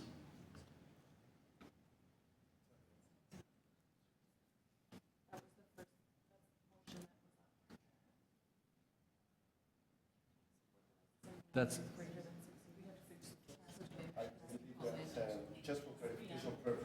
Just for clarification purpose, I believe that once again, we're going to fall into the trap in terms of going beyond something that this committee doesn't have the delegated authority to us, in this case, the number of units. So that's, and I'm going to ask once again city staff and the clerk just to clarify that, so we can work around the motion in different ways. Chair, point of clarity, are we going to be voting on the 6 units? There was something in That's it. exactly what I'm trying to have a clarification from city staff. Please, go ahead. The original motion as drafted by Councillor de Beermaker had that the licensing committee, licensing and standards committee support a position of 6 units. No committee can support any position, only City Council can take a position. And secondly, I'm not sure yet what Council's position is on that. So it's actually a report request that he's asking for, so that is out of order. The reference to taking a position on the 6 units is out of order at this time. So, Chair, I would really request, please, that you've asked Councillor Davis to stop floating around. It's very distracting, very disengaging, and it does not allow us to think. Councillor Karygiannis, please go ahead. Am I to I understand- have asked Councillor Davis, please just... Am I to understand that the word 6 will be taken completely out, or will it still be in there? If you look at the present, if you look at the motion now, that is what the motion you will be voting on. So there's nothing there about number 6. Okay, thank you. Does not say anything. So that was the point that I was trying to make, Chair, Councillor. on a point of order, I will maybe want to work with my colleagues here because that changes the intent of my motion. Okay, because I wanted us to say, yes, we're going to license and have staff report back. Okay. And if there's a procedural issue with saying the number 6, then we'll figure it out. If you're going to be introducing the word 6 units, I was going to say and/or tenants, because a tenant, somebody might sublease this, and then you got 4 units and you got 10 tenants. Councillor Karygiannis, that's been already asked, and the answer has been very clear. There was another question, I believe, from Councillor Marlowe. Councillor Marlowe, you are next, please. If you could go back to Councillor de Beermaker's motion that refers to the 6.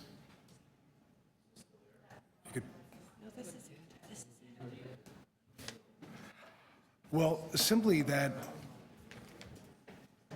for either one, that it be amended that rather than the license standards committee, and then put for one, council direct, because it should be a council direction, and then, okay, and then I was going to delete the word support because it just, I mean, I'm probably going to end up supporting it, but I don't want to presuppose the report. So just add that council direct, council direct. Well, do you want to keep the 6? Because we could write it this way. This will not get to City Council at this point because it's a request for a report. So it would have to be council direct. If we are asking City Council to do that, to instruct city staff to go back and take this undertaking. Yeah.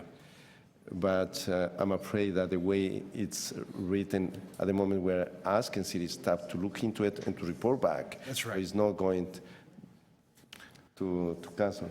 Madam Executive. So to you, Mr. Chair, I was going to see if I could help out. So my understanding is the concern that a number of units to whom the licensing might apply is of concern. If the direction is simply for us to undertake the work and report back on the licensing of landlords, and then at that point it would be decided to whom that licensing regime would apply, maybe that helps. Further, I understand Councillor Karygiannis's question, and I would respectfully submit that his interest is in respect to rooming houses, which is a different form of housing and is not the subject of this discussion today. This is multi-residential apartment properties, but that his interest would be addressed in the rooming house review that will go to exec at the end of the year. So I don't know if those two things help at all. Thank you, Madam Executive Director. I think given the complexity of what's before us, I'm going to ask that to stand up this item until it is clarified with city staff, and then we'll move on to the next item, and then we'll continue with this one. So let's stand up. I'm sorry? We're going to stand this one down. We are standing up this item for those very reasons, and then we'll get back to this one. So let's move to the next item.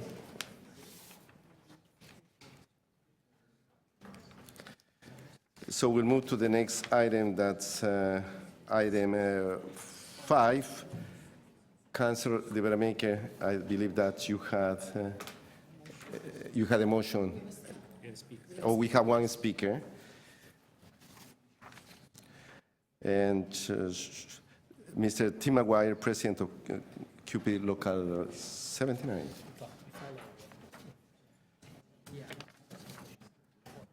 Good morning, Mr. Maguire. Good to see you. Good morning, and again, it's Tim McGuire, President of QP Local 79. Thank you for the opportunity to speak before you this morning on the service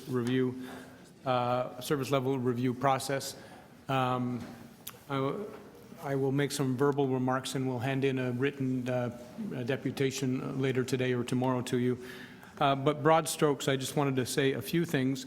As this committee and other committees of council go through their service level review process, what Local 79 is noting that there are a number of service challenges in each division. In the context of one thing we already see as having presenting service challenges for various divisions, and that's gapping, where budgeted positions are not filled, which means there are services that aren't at their standard they could be for Toronto's communities in various services. And the other piece of context is the potential, the proposed 2% across-the-board cut for 2016 and 2017, which causes us concern in terms of potential service impacts on top of accumulative service impacts from cuts over the past number of years. And some councillors have noted that this cut will actually be more like 5 to 7% in consideration of the city repaying itself from borrowing $130 million from reserves from the capital side and inflation.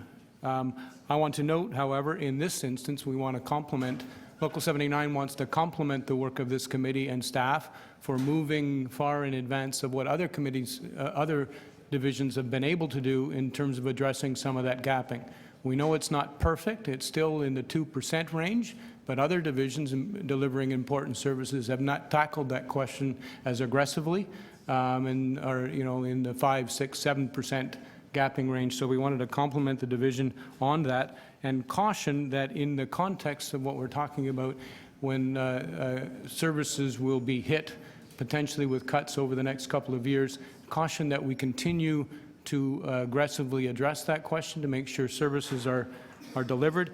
I have been sitting through a number of committees over the past few weeks, and I think the discussions on the last two items here show that this committee and staff are very interested in providing quality of life services to Torontonians, particularly some Torontonians that aren't at the upper levels, but living in potentially unhealthy situations if these services aren't available. So we compliment again the assertive nature of trying to address these questions from a public service perspective. We also want to note, and we're going to be continuing to note these things, that if the city wants to, and we think the city should be interested in staff, this committee and other committees and staff should be interested in providing these quality of life services, at some point the city has to move forward on considering, and you've done so in part in this particular way in terms of cost-effective ways or cost recovery ways, look at revenue tools. And QP National has done work on looking at revenue tools. The CCPA has looked at revenue tools and suggestion that revenue tools, there are $600 million worth of revenue tools that the city could look at in order to ensure it does things like address the poverty reduction strategy that it's looking at, and things that this committee was indeed looking at today in terms of providing quality of life services in Toronto's communities. So those are our comments for today. We will make a written submission as well. Thank you, Mr. Maguire. Any questions to the deputant? Thanks so much. Thanks for your time. Any other speakers on this item? If not, questions to staff? Questions to staff? If not, speakers? And I'm going to speak on this item then. I have a motion that I would like to move. that the Licensing Standards Committee forward the presentation to the Budget Committee, the city manager and the deputy city manager and chief financial officer for consideration as part of the 2016 budget process. That's a motion that's before you. Yes, Councilor. We haven't even had questions of staff. I did ask, I went through the process, I did ask, is there any member of council? You were engaging, as you usually do, talking to other people. At this point, I was very clear, and Then I'd members like of the to committee speak asked. to this. So you have a motion there before us? This is unbelievable. Sometimes I'm a little distracted. If the counselor was momentarily distracted, as a courtesy, I think we've always allowed people to participate. So I would move that we allow Counselor Point of order, to Councilor ask questions Janis. of staff if it's required. You did due diligence on the matter. You called, you asked if there were any speakers, and for us to be interrupted continuously by the visiting counselor, I find that very disturbing. You've done the proper thing. You've asked if the counselor was not paying attention. That is not your fault, sir. So I would recommend that we move forward. Thank you, Councilor.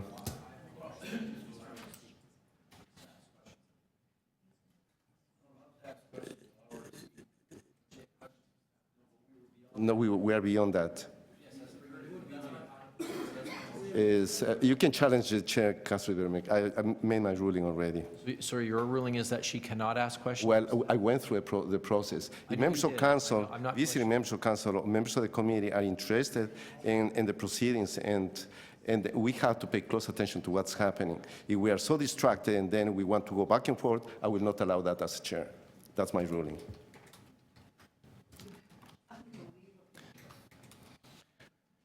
Yeah, Mr. Chair.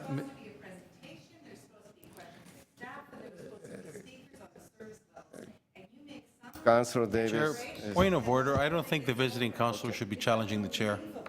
Okay, we have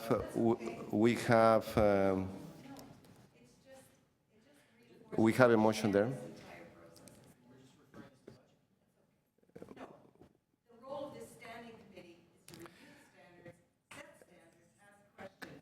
Councilor Davis, you are becoming a little bit disruptive. Yeah, you're very welcome.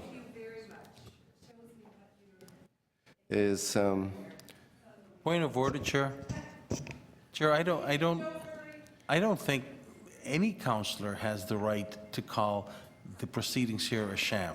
I think it's very disgraceful. It's beyond the dignity in order for a visiting counselor that's continuously disturbing us to call the proceedings here a sham. Thank you, That is Councilor. inappropriate. Thank you. We have a motion before us. If Councilor De Bramier, if you're not happy with that, you can challenge the chair. No, I was challenging the chair to allow Counselor Davis to speak, and since she's not here, I'm not going to challenge the chair. So we have that motion before us. All those in favor? Against? Carry. So it goes to the Budget Committee. So we'll go back to the previous item. Mr. Chair, please. I wanted to just say a quick point of privilege, that regardless of anyone's inference or experience with Councillor Davis's, speaking to people or trying to get information from staff, etc., Councillor Davis is a well-meaning contributor and a very, very important part of our council. And whether one's frustrated with another member or not, I think we need to be respectful to each one of us. And I just wanted to acknowledge that I'm grateful to Councillor Davis's contributions today. I do agree, Councilor Madlo is, in terms of the procedure by law, also was very clear. I was trying to get the attention of everyone so we can move forward in a meaningful way, but thank you. So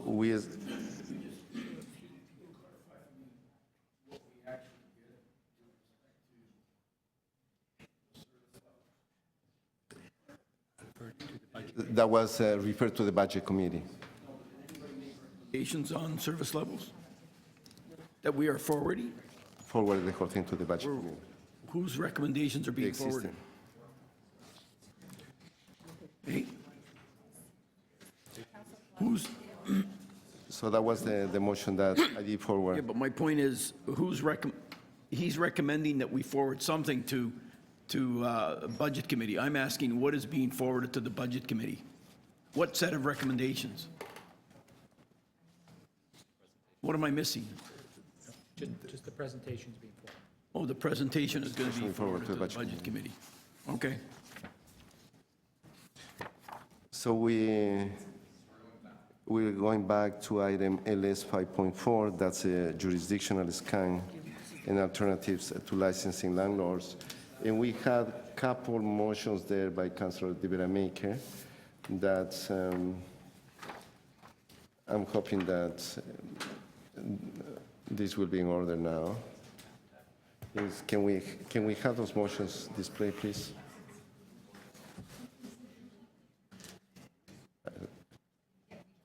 Yeah.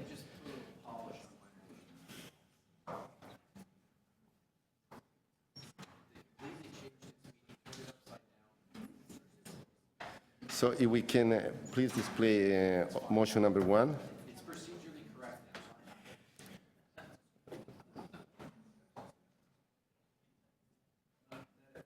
So this one is, yes, it's in order.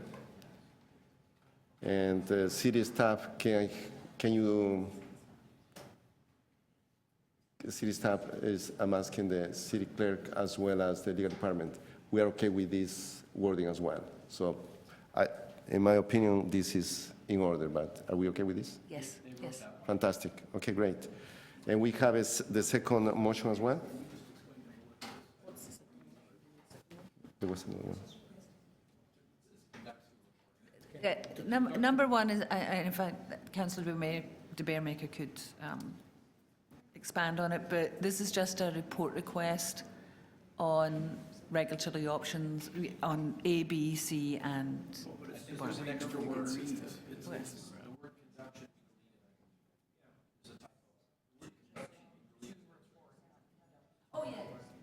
Sorry, we were doing it rather fast. It should read, direct the Executive Director and Municipal Licensing and Standards to report. Sorry.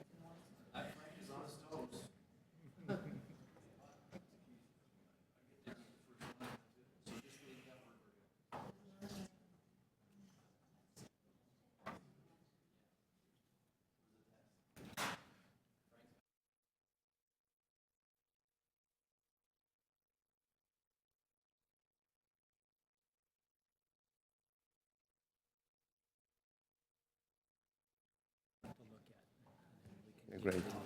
So I believe there was a second motion as well?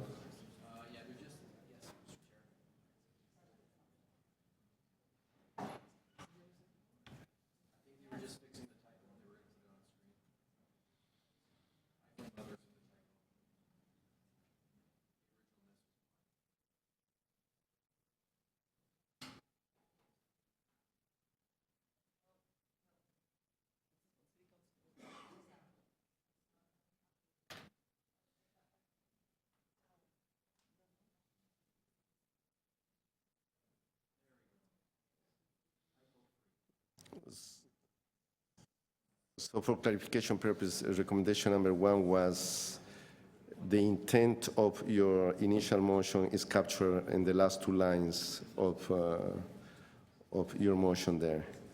So and that's the intent. So, and I think this is in order. Okay. Okay, all those in favor? Record a vote on this one, please. In favor, Councilor Di Giorgio, De Vermaker, Palacio. Is Carijanes and Malo. Is unanimous. Thank you. Do we have a second motion there, or is that it? Oh, the MRAB, so we have second motions.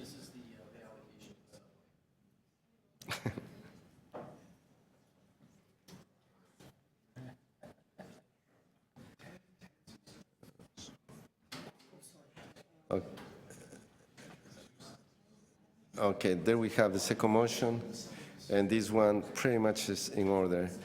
And record a vote on this one once again. Councilor Di Giorgio, De Vermaker, Palacio, Carichanes, and Malo. It's unanimous once again. Fantastic. And I think we are done with all the items.